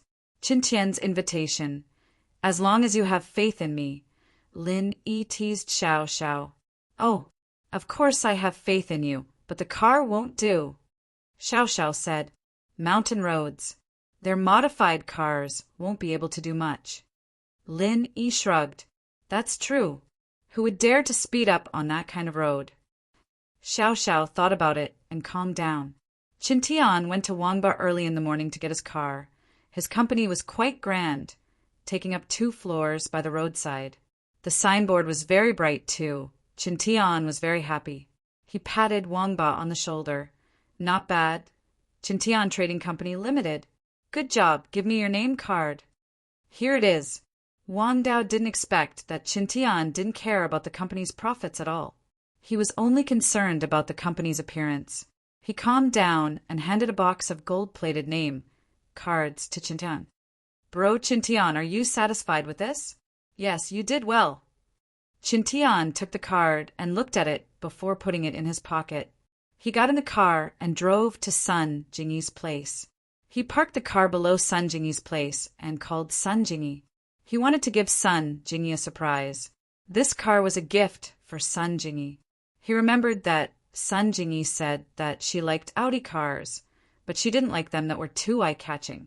So she bought an Audi A4L. In Songshan, where the rich gathered, an Audi A4L was a very ordinary car. After about half an hour, Sun Jingyi finally arrived. But today, Sun Jingyi didn't look as serious as before. Her makeup was more playful and cute. Qintian was taken aback. He knew that Sun Jingyi's mature look was fake, but he didn't expect Sun Jingyi to look so cute. He hadn't seen Sun Jingyi in this style for many years. Qintian thought that Sun Jingyi dressed up especially for him. He was overjoyed and quickly walked over. Jingyi, you look so pretty today. Oh, Sun Jingyi, of course, didn't dress up for Qintian. Only she knew why she dressed up like this. Women dressed up for those they liked. But who was Sun Jingyi dressed up for? Qintian was used to Sun Jingyi's cold attitude. He didn't mind and walked to his car. He opened the door for Sun Jingyi. Jingyi, please? ? Sun Jingyi looked at the Audi TT in front. This is your car. Yeah, I started a company and made money, so I bought a car. Qintian was very proud of himself when he said that, showing off his coolness to the fullest. Although he hadn't gone out for a while, he had read some novels about coolness, like So Pure, So Flirtatious prequel. The main character, Lu Lei, was very coolness, and Qintian had always wanted to imitate him. However, he neglected one thing. Coolness required strength, and without strength he'd be an idiot. Oh, I'll drive my own car. Sun Jingyi rejected Qintian's invitation and walked to her car. Qin Tian's face froze. He remembered that Sun Jingyi wouldn't sit in his car with him. If he gave the car to Sun Jingyi later, it would be Sun Jingyi's. She'd want it then, right? Qin Tian wanted to give the car to Jingyi right now, but then he thought about giving it to Jingyi at the dinner table, with Xiao Xiao helping him act cool and complimenting him a bit. Wouldn't he be able to gain a lot of face? With that thought, Qin Tian decided to hold it in a little longer. He'd give the car to her during dinner. If Qin Tian didn't say that he'd treat Lin Yi, Sun Jingyi wouldn't have agreed to eat with him. She'd use work as an excuse to cancel the meeting. But when Qin Tian said that he'd treat Lin Yi, Sun Jingyi hesitated. She hadn't seen Lin Yi for a long time, and Sun Jingyi really wanted to see Lin Yi. No matter what, she was half his lover, and Sun Jingyi had a good impression of Lin Yi. She would be happy if the two met occasionally. The two cars headed toward Songshan's first high school, one after the other. Sun Jingyi led the way, and Qin Tian followed behind. Sun Jingyi parked the car at the food street behind Songshan's first school. This was where Sun Jingyi picked up Lin Yi last time. She didn't know that Lin Yi was a student of Songshan's first school, but she thought that Lin Yi lived nearby. Sun Jingyi's car stopped next to the Beetle, and Qin Tian's Audi TT stopped next to Sun Jingyi's Audi A4L. The two got out of the car, and Qin Tian walked over. I'll call Lin Yi now? Where is this? Should we wait for him here? Oh. Sun Jingyi frowned and walked towards the street, not far away. She didn't want to stand so close to Qin Tian. It made her uncomfortable. As for why they parked the car here, it was because they picked up Lin Yi last time, and the most important reason was that Sun Jingyi didn't want to wait with Qin Tian in front of her house. Sun Jingyi didn't want others to see her with Qin Tian, and Sun Jingyi felt that it would be embarrassing if people she knew saw her. As for coming here, it was just something Sun Jingyi did. But Qin Tian didn't seem to notice Sun Jingyi's disgust. Sun Jingyi left, and he followed beside Sun Jingyi, calling Lin Yi as he walked. Not long after Lin Yi and Xiao Xiao entered the classroom, the phone in his pocket vibrated. Lin Yi took it out and looked at the caller ID. He didn't know it, but Lin Yi still picked it up. Hello, who are you looking for? Lin Yi? Qin Tian asked. I am, and you are? Lin Yi didn't recognize Qin Tian's voice. He didn't care about people like Qin Tian, and naturally he wouldn't remember his phone number or voice. I'm Qin Tian. I'm back in Songshan now with Jingyi. I want to treat you and your girlfriend to a feast. Do you have time? Qin Tian asked. With Sun Jingyi? Girlfriend? Lin Yi blinked, but understood immediately. The girlfriend Qin Tian was talking about must be Xiao Xiao. Lin Yi wanted to reject him directly, but thinking about Xiao Xiao's personality, he decided that she might like to go to parties. Wait, I'll ask Xiao Xiao.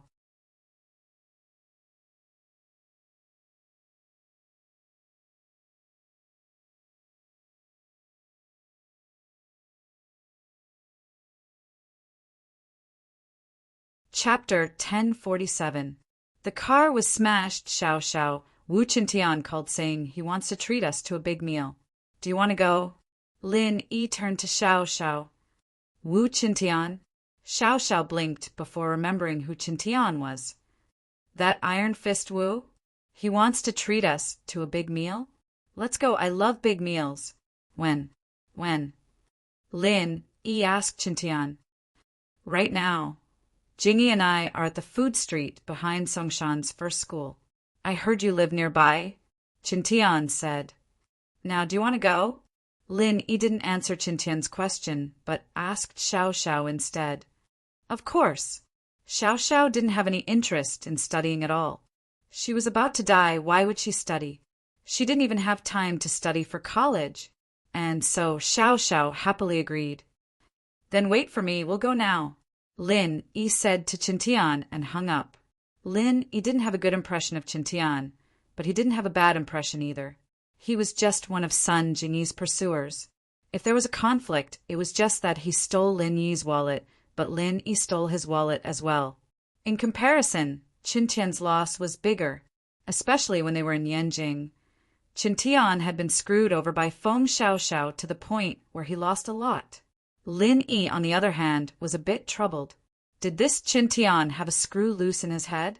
Didn't he learn from last time's lesson? He wanted to treat Xiaoxiao to a meal now that he was back in Songshan. But thinking about how Sun Jingyi was with Chintian, Lin Yi felt that he probably wanted to let Sun Jingyi see his relationship with Xiaoxiao, to let Sun Jingyi know that he was a two-timer. But Lin Yi didn't care at all. He knew what his relationship with Sun Jingyi was. Lin Yi was just Sun Jingyi pretending to be her lover, in name only. There was no real relationship at all. And so, bringing Xiaoxiao with him didn't bother Lin Yi. As long as Xiaoxiao could eat happily, Lin Yi would be satisfied. Lin Yi and Xiaoxiao cleaned up, and Lin Yi sent a message to the Miss and Tang Yin, saying that he was bringing Xiaoxiao to eat with a friend. The Miss and Tang Yin both knew about Xiaoxiao, so they didn't say anything about Lin Yi bringing Xiaoxiao out alone. They only told Lin Yi to be careful and take care of Xiaoxiao. Yu Feng was a practitioner after all. His butt was pricked, but he could still walk after being bandaged. He was from Haosu, and naturally he had Dr. Kong and miracle Dr. Guan's Jinchuang and Jinchuang medicine. He didn't hesitate to apply it on himself, Songming, and Penghu. But Penghu's egg was cut off, and this medicine couldn't fix it. He could only be an Eggman in the future. In the morning, the three of them came out of the hospital. With the Jinchuang ointment, they didn't have to worry about the slow recovery of the wound. However, although the Jinchuang ointment was good, it couldn't be applied to the wound and make it better immediately.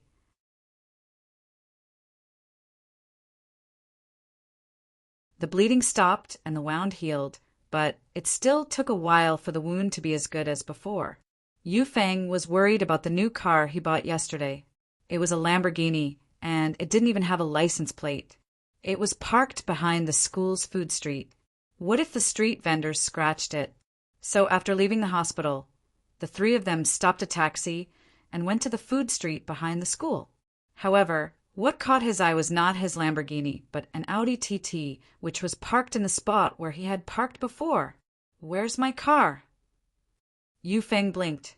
"Master Xie, the car is over there." Songming pointed weakly at the corner. "Ah." Yu Feng looked at his car and was dumbfounded. His car was parked at the foot of the wall, and the body was full of holes. It was dented and smashed, and the paint was peeling off. It didn't look like a new car at all. It looked like a scrapped car. "My Lamborghini." Xie Yu Feng quickly ran over and saw his beloved car in such a state. His heart ached.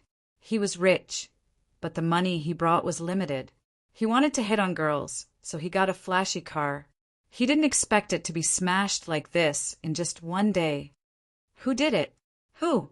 Who smashed my car? Young Master Xie. It should be done by the person in the Audi TT. Wang Songming pondered for a moment and analyzed. There are only 3 reasonable parking spaces here. The parking spaces are full, and there is no other place to park except under the wall. There is a food street here at night, so it can't be seen if it was parked elsewhere. So, from the current situation, it must be that the Audi TT felt that our car came later and occupied its parking space. So it pushed our car under the wall and smashed it like this. Oh, isn't that Audi TT Xiaoxiao's car? Did she do it? Does she have that much strength? Yu Feng thought that Songming's analysis made sense, but he found it strange that Xiaoxiao had that much strength. I think it's Xiaoxiao who told Lin Yi to do it. Lin Yi's a practitioner. Pushing car to a corner shouldn't be hard at all. Songming said, "Fuck. I haven't even taught him a lesson yet, and he's trying to bully me. Xiaoxiao, I'll push you onto the bed one day, and CK you to death." Yu Feng gritted his teeth. "Smash it. Smash both Lin Yi and Xiaoxiao's cars. That beetle is Lin Yi's." "Wait." Songming waved his hand, stopping the furious Yu Feng. "Master Xie, please calm down." "Oh? What? He's trying to bully me, and I can't fight back." Yu Feng humphed. "No, Master Xie, I think it's best not to smash Lin Yi's car." Song Ming waved his hand.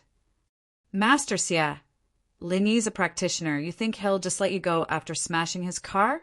He's a practitioner, and so am I. He's just a mystic early phase, and I'm a mystic early phase peak. What's there to be afraid of? Yufeng smiled coldly. Master Xia, but you have to hide your strength. You can't expose it. You have to investigate in secret.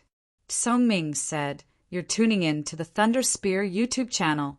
Don't forget to subscribe and join us on this journey to catch the most captivating stories.